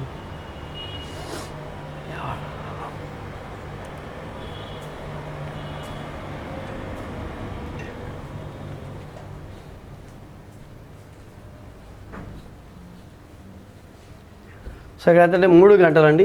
3 గంటలు 3 అవర్స్ 3 గంటలండి. 3 గంటలు ప్లస్ 145 నిమిషాలండి. 145 నిమిషాలండి. 145 నిమిషాలు. 3 గంటలు 145 నిమిషాలండి. 145 నిమిషాలంటే 145 నిమిషాలను ఎలా చేస్తాం అంటే 60 నిమిషాలు ప్లస్ 60 నిమిషాలు ప్లస్ ప్రతి 60 నిమిషాలు అప్పటికి 120 నిమిషాలు అయింది. మళ్ళీ 25 నిమిషాలండి. 60 ప్లస్ 60 ప్లస్ 25 ప్రతి 60 నిమిషాలను ఏమంటామండి? 1 గంట అంటాం. సో ప్రతి 60 నిమిషాలని 1 గంట అంటే ఇక్కడికి ఎంత అండి? 2 గంటల 25 నిమిషాలు. సో దీన్ని కలిపేస్తామండి. That is equal to 3 plus 145 అంటే 2 గంటల 25 నిమిషాలు. అంటే ఎంత? 3 + 2 5. ఇది గంటలే, ఇవి గంటలేనండి, ఇది కూడా గంటలే కాబట్టి సో 3+ అంటే 5 గంటల 25 నిమిషాలండి. 5 గంటల 25 నిమిషాలు. 5 గంటల 20 నిమిషాలు. Option number 3.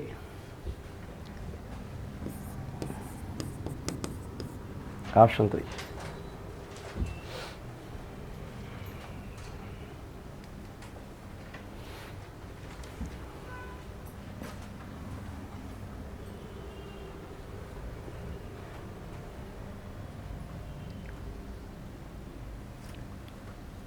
Next n³ = 1331. అయితే n = √1331. కళ్ళు మూసుకొని కట్ చేస్తే 1 ఆన్సర్ ఇస్ 11. ఆల్రెడీ ఘనమూలాలు మనం చెప్పుకుంటాం. సో ఆన్సర్ √1331 అంటే n³ = 1331 అయితే n = √1331 అంటే కట్ చేసుకోండి. 1331 యొక్క ఘనమూలము 11 కాబట్టి ఆప్షన్ ఎంత అండి అంటే ఆప్షన్ నెంబర్ 1. ఆప్షన్ 1 √1331. n³ = 1331 ఇచ్చాడు కాబట్టి n = √1331 అంటే 1331 యొక్క ఘనమూలము 11 తీసేయండి. నెక్స్ట్ మళ్ళీ రిపీట్ అయింది. ఓకే. క్వశ్చన్ నెంబర్ 17 అండి.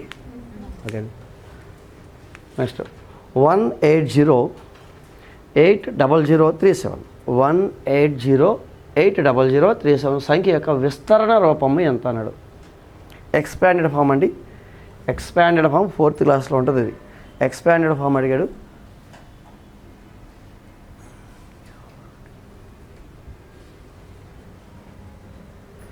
ఎక్స్పాండెడ్ ఫామ్ అడిగాడంటే అది చూసుకోవాలి మనం. ఎక్స్పాండెడ్ ఫామ్ అడిగాడు. సరే, ఇక్కడ ఎక్స్పాండెడ్ ఫామ్ అంటే 1808037 రావాలని అంటే ఇక్కడ సో ఒకట్లు. ఓకేండి, ఒకట్లు అంటే ఇక్కడ ఏది ఉందండి? 70 అయింది కాబట్టి ఒకట్లు ఎక్కడ ఉందండి? ఎక్కడ ఉంది ఒకట్లు. ఓకేండి, మళ్ళీ 3 ఏమంటామండి? 10లు అంటాం. అంటే 3 10లు కాబట్టి 3 ఇంటి ఎంత రావాలండి? 10 రావాలి కానీ 3 × 100 రాకూడదండి. కాబట్టి ఇది ఎంత అండి? ఇది తప్పు. ఒకట్ల స్థానంలో 7 ఉంది కాబట్టి 7 ఒకట్లు రావాలి కానీ 7 10లు వస్తుందండి. అక్కడ 7 70 అంటామా 7 అంటామండి?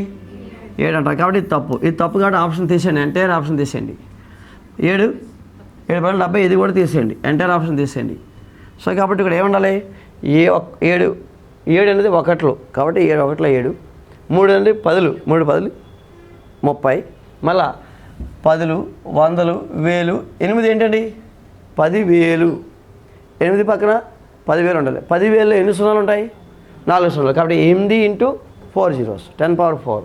మళ్ళా 10,000 లక్ష 10 లక్షలు 10 lakhs అంటే ఎంత ఉందండి? 6 zeros కాబట్టి 8 × 10^6. మళ్ళీ 1 crore అంటే 7 years కాబట్టి option number 4. Option number 4. So అక్కడ నుంచి చూసేసి మనం చేసేవచ్చు. ఆప్షన్ నెంబర్ 4 అండి.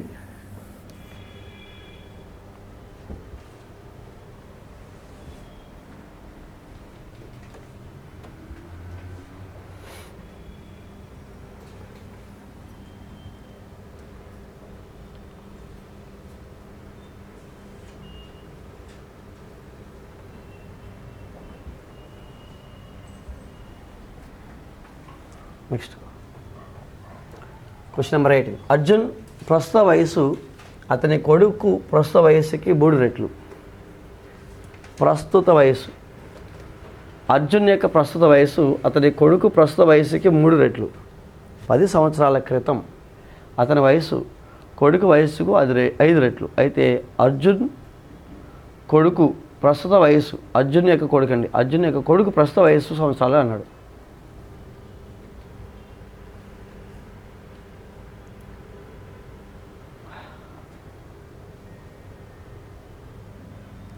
మనం ఏం చేయాలండి అంటే ప్రస్తుతం అని పెట్టుకోవాలి. ప్రస్తుతం ఏం జరుగుతుందో చూసుకుందాం. ప్రస్తుతము ఎవరు? అర్జును కొడుకు. అర్జున్ అంటే తండ్రి అండి. అర్జున్ ఏమో తండ్రి, కొడుకు వాడి కొడుకు అండి. కొడుకు అర్జును కొడుకు. ప్రస్తుతం ఎలా ఉందంటే కొడుకు వయసు చిన్నగా ఉంటుంది కాబట్టి కొడుకు వయసుని ఎక్స్ అనుకోండి. అర్జున్ వయసును తయారు చేయండి. అర్జున్ యొక్క ప్రస్తుత వయసు అతని కొడుకు వయసుకి ఎన్ని రెట్లు అండి? 3 రెట్లు. అంటే ఎంత ఉంటుందండి ఇక్కడ? 3x ఉంటుంది. అర్జున్ తండ్రి కాబట్టి తండ్రి యొక్క వయసు ఎక్కువ, కొడుకు వయసు తక్కువ ఉంటుంది కాబట్టి కొడుకుని ఎక్స్ అనుకోండి. అర్జున్ని 3 రెట్లు వాడి ఇచ్చాడు, 3 రెట్లు కాబట్టి 3x అనుకోండి. అదేంటి? ఎట్ ప్రజెంట్, ప్రస్తుతం ఏం జరుగుతుందో చూద్దాం. ప్రస్తుతం ఏం జరుగుతుందండి అంటే కొడుకు వయసు x అయితే తండ్రి వయసు 3x అవుతుంది. తర్వాత 10 సంవత్సరాల క్రితం అండి, 10 సంవత్సరాల క్రితం అండి, 10 సంవత్సరాల క్రితం అంటే ఏం చేయాలి? ఎవరికి మనకి? అర్జున్కి మైనస్ చేయాలి, కొడుకు కూడా చేయాలి. అంటే 3x మైనస్ 10, x మైనస్ 10. ఎందుకు మైనస్ చేద్దామంటే సో నా వయసు 30 ఇయర్స్ అనుకోండి. 10 ఇయర్స్ బ్యాక్ ఎంత ఉంటుందండి? 20 ఉంటుంది. అనే కదండి. అంటే ఏం చేయాలి? 30లోంచి 10 తీస్తే 20 అవుతుంది. కాబట్టి మనకి ఏం చేయాలి? ఇక్కడ మన వయసుని వెనక్కి వెళ్ళాలంటే ఏం చేయాలండి? తీసేయాలి. ముందుకు వెళ్ళాలంటే కలపాలి. సో కాబట్టి ఇప్పుడు 10 సంవత్సరాల క్రితం అతని వయసు కొడుకు వయసుకి ఎన్ని రెట్లు అండి? 5 రెట్లు. అంటే సో వీళ్ళిద్దరి మధ్య రిలేషన్ ఇచ్చాడు. ఎక్కడ? 10 ఇయర్స్ క్రితం తండ్రి వయసు కొడుకు వయసుకి ఎన్ని రెట్లు అండి? 5 రెట్లు. అప్పుడు 3x మైనస్ 10, x మైనస్ 10 వీళ్ళిద్దరి మధ్య రిలేషన్ ఇచ్చాడు 5 రెట్లు అన్నాడు. 10 సంవత్సరాల తర్వాత 10 సంవత్సరాల క్రితం అతని వయసు కొడుకు వయసుకి ఎన్ని రెట్లు అండి? 5 రెట్లు. అంటే ఎక్కడ రిలేషన్ ఇచ్చాడు? 10 సంవత్సరాల క్రితానికి మధ్య రిలేషన్ ఇచ్చాడు. ఇప్పుడు వీళ్ళిద్దరిలో ఎవరిని 5 చేత గురించాలి?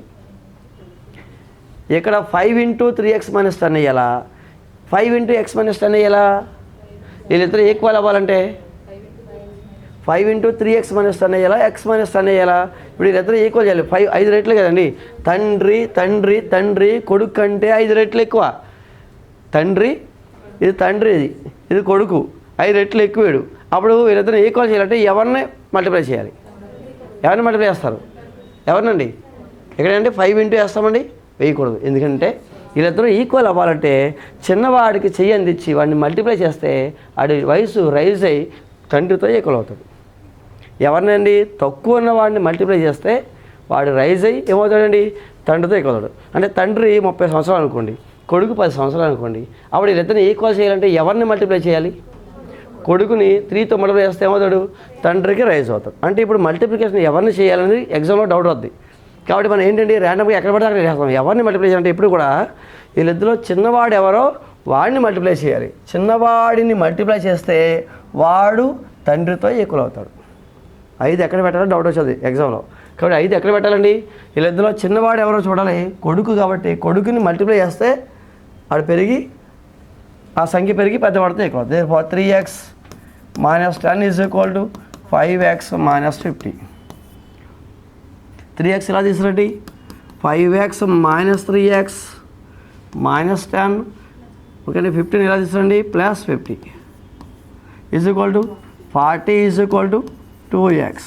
therefore x is equal to 20. అంటే x ఎవరండి? ప్రస్తుతం. x అంటే ఎక్కడ ఉంది చూడండి. x అంటే ఎక్కడ ఉంది? కొడుకు. ప్రస్తుతము కొడుకు వయసు. ప్రస్తుతము అర్జున్ యొక్క కొడుకు వయసు. అయితే అర్జున్ కొడుకు వయసు ప్రస్తుతం వయసు ఎంత అన్నాడు? అర్జున్ కొడుకు ప్రస్తుత వయసు అడిగాడు. At present ఏమడిగాడండి? అర్జున్ యొక్క కొడుకు వయసు అడిగాడు. కొడుకు వయసు కావాలి. అంటే కొడుకు వయసు ఎంత వచ్చిందండి ఇక్కడ? x. అంటే అర్జున్ యొక్క కొడుకు వయసు, అర్జున్ యొక్క కొడుకు వయసు అండి. కొడుకు వయసు ఎంతంటే 20 సంవత్సరాలండి.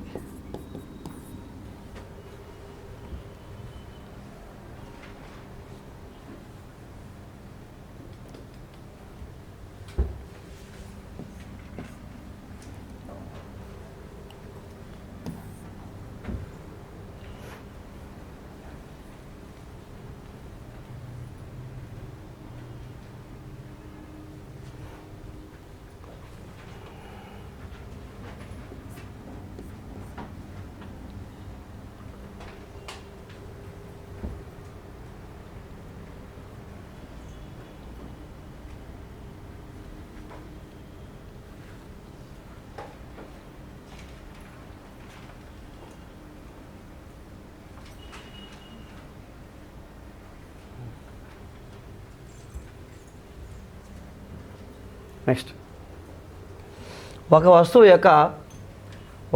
యొక్క ప్రకటన వెల ఒక వస్తువు యొక్క ప్రకటన వెల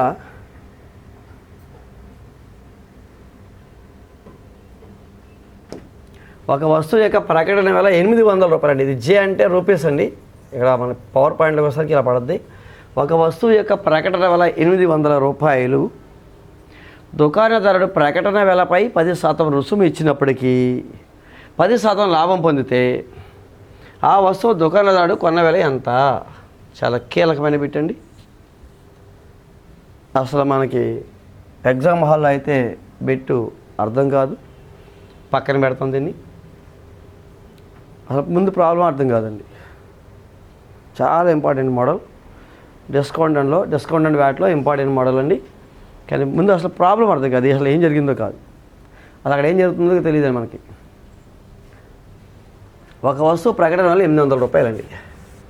దుకాణదారుడు ప్రకటన వెలపై 10% రుసుము ఇచ్చినప్పటికీ వాడికి ఇంకా 20% లాభం అవుతుంది. అయితే అసలు ఆ వస్తువుని దుకాణదారుడు ఎంత కొనుక్కున్నాడో కావాలి. ఆ క్వశ్చన్ అర్థం కావాలంటే చిన్న స్టోరీ వినాలి. ఇప్పుడు ఏం చేయాలి, అక్కడ ఒక బట్టల వ్యాపారస్తులు ఎక్కడ కొంటారండి బట్టలు? ఏ కన్యాకుమారి, ఏ బల్లారో వెళ్ళిపోతారు. అక్కడ ఏం చేస్తారు, బేలు రూపంలో కేజీల రూపంలో కొనేస్తారు. ఓకేండి, మనమేమో మనకి తెచ్చేసి లైటింగ్ పెట్టేసి లైట్లు పెడతారు. కానీ వాళ్ళు అక్కడ ఏంటండి పోగులు ఉంటాయి, అవి తెస్తారు. తెచ్చి నీట్గా చేసి వాటికి స్టిక్కర్లు వేస్తారు. ఇప్పుడు ఒక షాప్ వాడు కొనుక్కున్నాడు సమ్మక్స్, కొంత దమ్ముకి కొనుక్కుని ఒక 1000 రూపాయలు కొనుక్కున్నాడు. కొనుక్కుని ట్రైన్ ఎక్కాడు. ఆలోచిస్తాడు. ఏం ఆలోచిస్తాడు, ఈ శారీ పైన ఎంత రేటు పెడితే, ఎంత రేటు పెట్టి ఎంత తగ్గిస్తే నేను కొన్నదానికంటే ఎక్కువ రావాలి. అంటే 1000 రూపాయలు పెట్టి 1000 రూపాయలు కొన్నాడు అతను. 1000 రూపాయలు కొన్నాడండి. 1000 రూపాయలు కొనేది మనకి 1000 రూపాయలు అమ్ముతాడా? అమ్మడు. కాబట్టి ఏం చేస్తాడు, పర్సంటేజ్ పక్కన జనరల్గా మాట్లాడము. 1000 రూపాయలు కొనుక్కున్నాడు అతను. అతను ఎంత కొన్నాడో మనకు తెలియదు. ఇక్కడికి వచ్చాక ఏం చేస్తాడు, స్టిక్కర్ మీద 2500 వేసాడు. స్టిక్కర్ 2500 స్టిక్కర్ వేసాడు. అంటే ప్రకటన వెల పైన, అదే మనకి కొన్న వెల పైన ఏం చేశాడు, 2500. అది 2500 ఏంటి, స్టిక్కర్ ఏంటి, ప్రకటన వెల. 1000 రూపాయలు ఏంటి, అతను కొన్న వెల.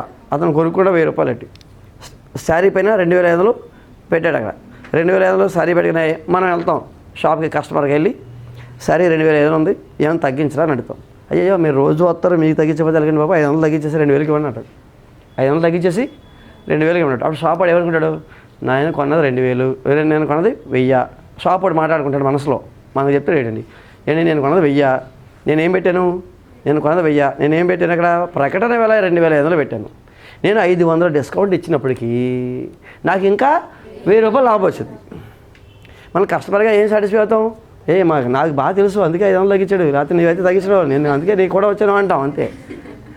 ఓకేనండి. కానీ వాడు ఏం చేశాడు, అక్కడ 1000 రూపాయల శారీని 2500 పెట్టి 500 తగ్గించాడు. అయినప్పటికీ అతనికి ఏమొచ్చింది, షాప్కి 1000 రూపాయలు లాభం వచ్చింది. ఇది స్టోరీ. ఇప్పుడు ఏం చేస్తానంటే, కొన్న వెల అంటే కొన్న వెలని ఇక్కడ మనం సిపి అనుకోండి. అది ఎలా చేయాలంటే, ఈ మోడల్ ఎప్పుడు వచ్చినా సరే ఇలా వేయండి. ఏమిటి అంటే ఒకసారి ఇప్పుడు ప్రకటన వెల, కొన్న వెల 2 ఉన్నాయి ఇక్కడ. కొన్న వెల, ప్రకటన వెల. ప్రకటన వెల పైన ఏమి ఇవ్వాలి, డిస్కౌంట్ ఇవ్వాలి. డిస్కౌంట్ ఎక్కడ ఇవ్వాలండి, డిస్కౌంట్ దేని మీద కట్టాలి, లాభ నష్ట సాధనలు దేని మీద కట్టాలి, అది చూసుకోవాలి. ఓకే అండి. సో ఇప్పుడు ఇక్కడ ఈ బ్రాకెట్లో ఇది మార్కెట్ ప్రకటన వెల కాబట్టి ఇక్కడ లోపల ఏం వేయాలంటే డిస్కౌంట్ వేయాలి. ఆ రుసుము ఇచ్చాడు. ఇంకోటి ఏమి ఇచ్చాడు, లాభం ఇచ్చాడు. లాభం ఎవరి దగ్గర ఇవ్వాలి, కొన్న వెల దగ్గర ఇవ్వాలి. లాభ నష్ట శాతాలు ఎక్కడ వస్తాయి, కొన్న వెల దగ్గర వస్తాయి. ఓకే అండి. రుసుము పన్నులు ఎక్కడ వస్తాయండి, ప్రకటన వెల దగ్గర వస్తాయి. ఇందాకే మాట్లాడుకున్నాం, రుసుము పన్ను. ఓకే, రుసుము లేదా రుసుము అంటే డిస్కౌంట్ లేదా ట్యాక్స్లు ఎక్కడ కట్టాలి, ప్రకటన లేకుండా. లాభ నష్ట సాధనలు ఎక్కడ కట్టాలి, అందుకని సో ఇక్కడ. ఓకేనండి. ఇప్పుడు ప్రకటన వెల పైన 10% డిస్కౌంట్ ఇచ్చాడు. ప్రకటన వెల పైన 10% డిస్కౌంట్ ఇచ్చాడు. మళ్ళా కొన్న వెల పైన ఎంత లాభం వచ్చిందండి, 20% లాభం వచ్చింది. కాబట్టి నేను ప్రకటన వెలపైన 10% తగ్గిస్తే ఓకేనా, ప్రకటన అంటే 2500 పైన 500 రూపాయలు తగ్గించిన నాకు ఎంత వచ్చింది లాభం? ఇందాక 1000 రూపాయలు లాభం వచ్చింది. ఓకే, 1000 రూపాయలు లాభం వచ్చింది. అలాగే నేను కొన్న 1000 రూపాయల పైన నేను 1000 రూపాయలు లాభం వేసుకున్నాను అనుకోండి, 20% వేసుకున్నాను అనుకోండి, అప్పుడు నాకు ఎంత అవుతుంది? 1000 రూపాయలు వచ్చింది. అంటే నేను కొన్న దాని మీద 1000 రూపాయలు వచ్చిన 2500 పెట్టి 500 తగ్గిస్తే అక్కడ లాభం ఎంత? 1000. 2500 స్టెక్కర్ వేసి 500 తగ్గించాను, నాకు లాభం ఎంత అండి? 1000. నేను 1000 రూపాయలు కొన్నాను ఒకటి, ఇంకో 1000 ఎక్స్ట్రా వేసి అబ్బేసాను కదా నేను, అంటే కొన్న వేలపైన ఎంత వచ్చింది? అంటే 1000 రూపాయలు వచ్చిందా లేదండి? అక్కడ ప్రకటన వేలపైన లాభం, ప్రకటన వేలపైన డిస్కౌంట్ ఇచ్చినప్పటికీ లాభం 1000, కొన్న వేలపైన 1000 వచ్చింది. కాబట్టి రెండింటిని ఏం చేయాలని అంటే ఈక్వల్ టు పెట్టాలి. ఇది కీలకమైన పాయింట్ అండి. సింపుల్గా డిస్కౌంట్ ఎవరి మీద వేయాలి? లాభ నష్ట సాధన ఎవరి మీద వేయాలి? ఈ రెండింటి మధ్యలో ఈక్వల్ టు కంటిన్యూ అయిపోండి అంతే. ఈ లైన్ ఒకటే రావాలండి. అక్కడి నుంచి మన ఇష్టం అండి. MP × 90/100 = CP × 120/100. సో ఇరువైపులా డినామినేటర్ 100 కట్ చేయండి. ఇరువైపులా డినామినేటర్ కట్ చేసి దీంట్లో ఏమి ఇచ్చాడంటే మనకి ప్రకటన వేల ఇచ్చాడండి. ప్రకటన వేల ఇచ్చాడు. ప్రకటన వేల ఎంత అండి అంటే MP వాల్యూ ఇచ్చేయండి. MP వాల్యూ ఇచ్చేసాడు. MP వాల్యూ ఎంత అండి? 800. దేనిపర్ 800 ×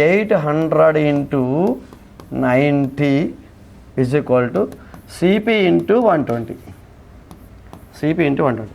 Therefore CP = 80 × 90/120. ఈ CPని ఎలా తీస్తున్నాను? CP × 120 అండి. ఇది CP × 120 CP × 120 అండి. Therefore CP = 80 × 90/120 rupees. 120. So 0 cut చేద్దాం. 80 × 90/120. 80 అంటే 800 అండి. ఓకే 800. ఓకే 800 కదా. ఓకే 800 ఒకసారి ఇక్కడ మనకి 800 కదండి. ఓకే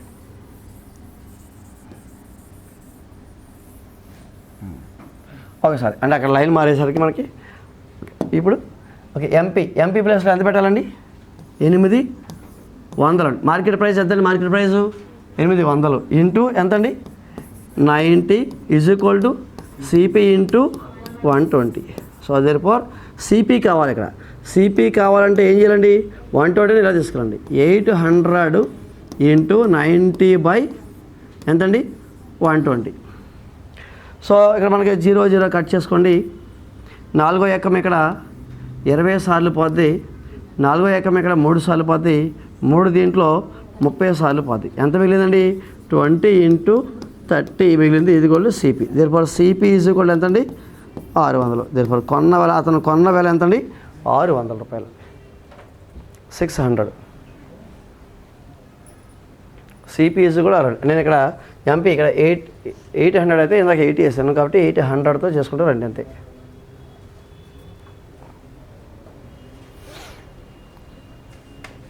సో CP కొన్న వేల 600 రూపాయలండి.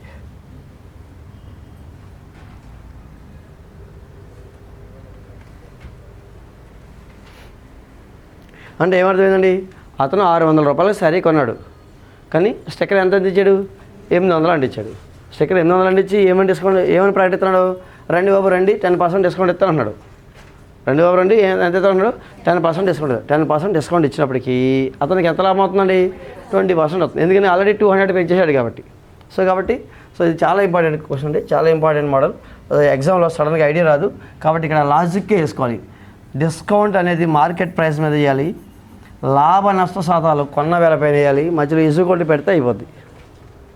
Next question number 20. అనంత్ ఒక టీ స్టాల్ 15 లీటర్ల 25 మిల్లీలీటర్ల పాలు అమ్ముతాడు. 15 లీటర్ల 25 మిల్లీలీటర్ల పాలు అమ్ముతాడు. టీ స్టాల్లోని వ్యక్తి టీ చేయడానికి 7 లీటర్ల 300 మిల్లీలీటర్ల పాలు వినియోగిస్తే క్యాన్లో మిగిలిన పాలు ఎంత? 15 లీటర్ల 25 మిల్లీలీటర్ల పాలు అమ్ముతాడండి. మొత్తం పాలు అండి ఇక్కడ మొత్తం అమ్మిన పాలు ఎంత అని అంటే 25 అదే 15 లీటర్లు అండి, 15 లీటర్లు. మొత్తం అమ్మిన పాలు 15 లీటర్ల 25 మిల్లీ లీటర్లు. 25 మిల్లీ లీటర్లు అంటే ఎంత వేసుకుంటామండి? 25 మిల్లీ లీటర్లు అండి. 15 లీటర్ల 25 మిల్లీ లీటర్లు అండి.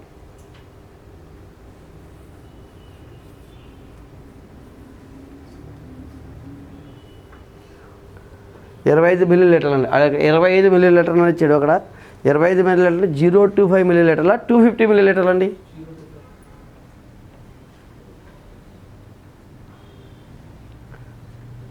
పదిహేను లీటర్ల 25 మిల్లీ లీటర్ల 25 మిల్లీ లీటర్లు అంటే నాకు వాడికి కావాలి. 25 మిల్లీ లీటర్లు 25 ml. 25 ml అంటే ఎంత? 15.25 15.025 అండి.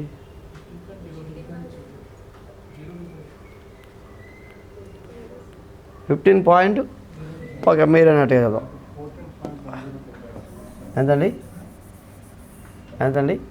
14.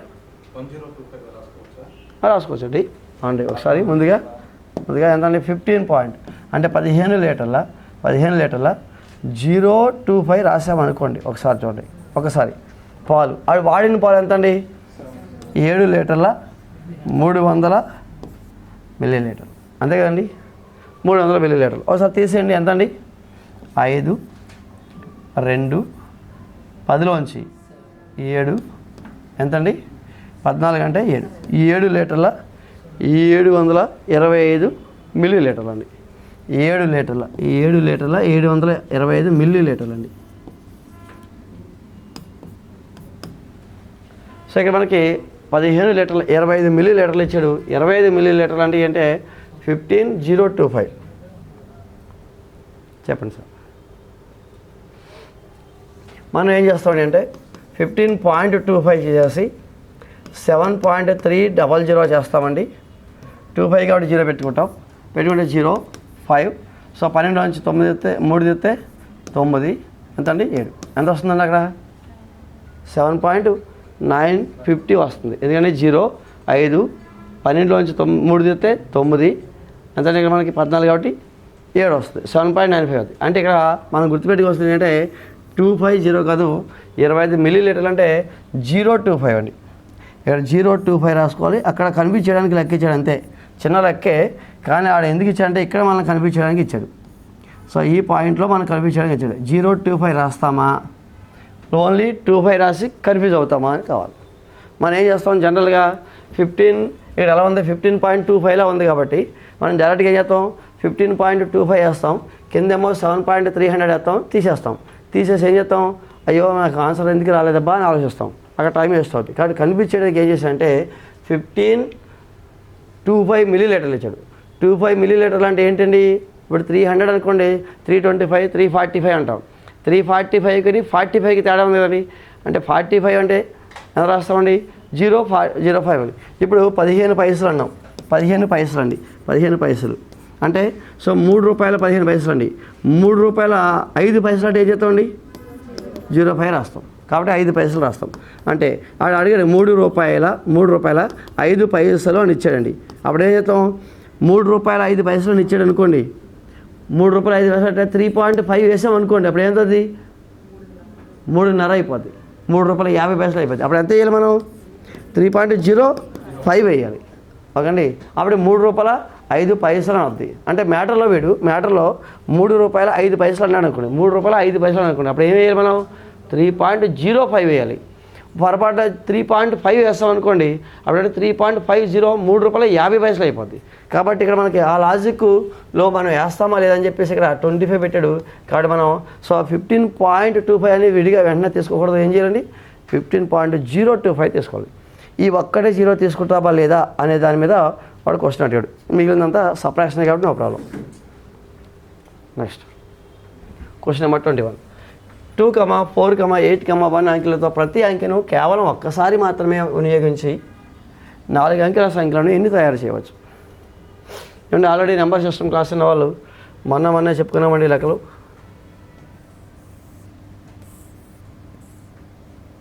4 అంకెల సంఖ్యలను తయారు చేయాలి.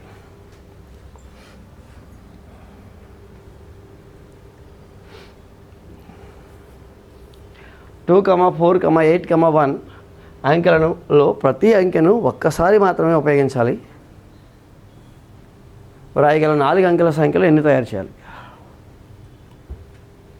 4 అంకెల సంఖ్యలు అన్నాడు కాబట్టి మీరు 4 బాక్సులు వేసుకోండి. ఇలాగా 4 బాక్సులు వేసుకోవాలి.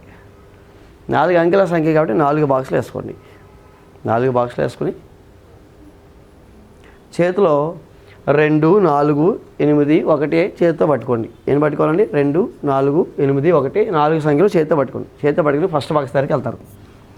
2 పెట్టచ్చా, 4 పెట్టనా, 8 పెట్టనా, 1 పెట్టనా అని ఆలోచిస్తారు. అంటే మీరు ఏం పెట్టాలి, ఏమనుకుంటారు? 2 పెడితే బాగుంటుందా, 4 పెడితే బాగుంటుందా, 8 పెడదామా, 1 పెడదామా అని ఆలోచిస్తారు. అంటే మీ ఆలోచనలో మీకు ఎన్ని అవకాశాలు ఉన్నాయండి? సో 4 అవకాశాలు ఉన్నాయి ఇక్కడ. మీకున్న అవకాశాల సంఖ్య 4. ఓకే అండి. దాంట్లో మీకు నచ్చింది ఏదో ఒకటి పెట్టేయారండి. 8 పెట్టేయారండి అనుకుందాం. 8 పెట్టేసాక మళ్ళీ 7 అంకెను ఒక్కసారి మాత్రమే వాడాలి. ఒకసారి పెట్టేయారు అనుకోండి. పెట్టేయారు అప్పుడు మీ చేతిలో ఎన్ని ఉంటాయండి? 3 ఉంటాయి. 3 పట్టుకుని ఇక్కడికి రండి. ఇక్కడికి వచ్చి ఇది ఏం అడుగుతారు మీరు? 1 పెట్టమంటావా, 2 పెట్టమంటావా, 4 పెట్టమంటావా అని అడుగుతాం. అంటే మీకు ఇక్కడ ఎన్ని అవకాశాలు ఉన్నాయి? 3 అవకాశాలు ఉన్నాయండి. సో ఇక్కడ 3 అవకాశాలు ఉన్నాయి. సో 3 అవకాశాలు ఉన్నాయండి. ఇప్పుడు ఫర్ ఎగ్జాంపుల్ ఇక్కడ 4 పెట్టేయారు అనుకుందాం. అప్పుడు ఈ బాక్స్ దగ్గరికి వచ్చారు. అప్పటికి మీ చేతిలో ఎన్ని ఉంటాయి? అంటే 1 పెట్టినా, 2 పెట్టినా అంటే ఉంటుంది. అవును కదండి. సో 1 పెట్టేశారు. అంటే ఇక్కడ మీకు ఎన్ని అవకాశాలు ఉన్నాయండి? 2 అవకాశాలు ఉన్నాయి. 1 పెట్టేశారు. ఆ చేతిలోకి ఎంత మిగులుతుంది? 1 తీసుకొచ్చి ఇక్కడ పెడతారు. ఎంతంటే 1 అంటే 2 పెట్టేశారు. 1 పెట్టేశారు ఇక్కడ.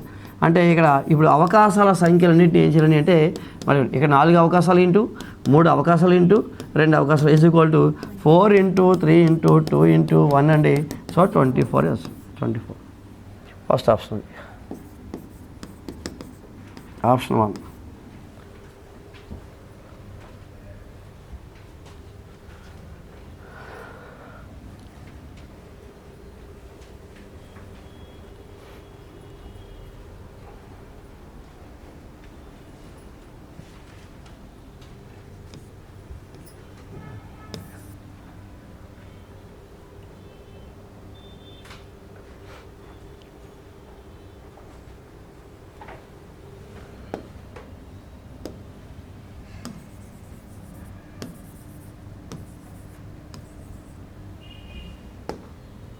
ఎవరికైనా డౌట్ ఉంటే ఇక్కడ ఏం పెట్టుకోవచ్చు అండి?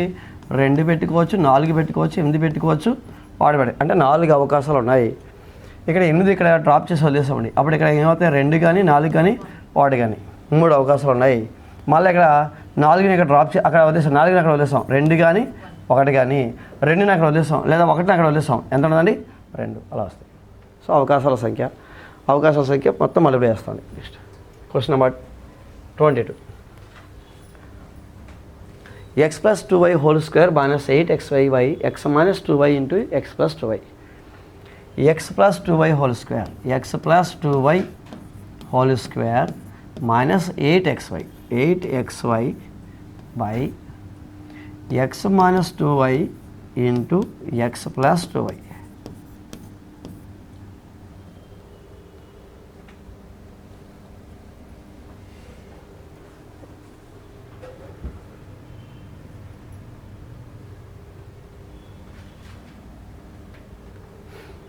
ఫర్ ఎగ్జాంపుల్ అది చేసే ముందు సింపుల్గా a + b² - 4ab ఎంత వద్దో చూద్దామండి. a + b² - 4ab ఎంత చూద్దాం. a + b² అంటే a² + b² + 2ab. a + b² formula రాశాను, -4ab రాశాను. ఈ -4ab ఇక్కడ రాశా. అప్పుడు a² + b² + 2ab - 4ab అంటే -2ab అవుతుంది. మళ్ళీ ఈ ఫార్ములా దేనికి సంబంధించి చెప్పండి? a - b² అంటే there for a + b² is okay,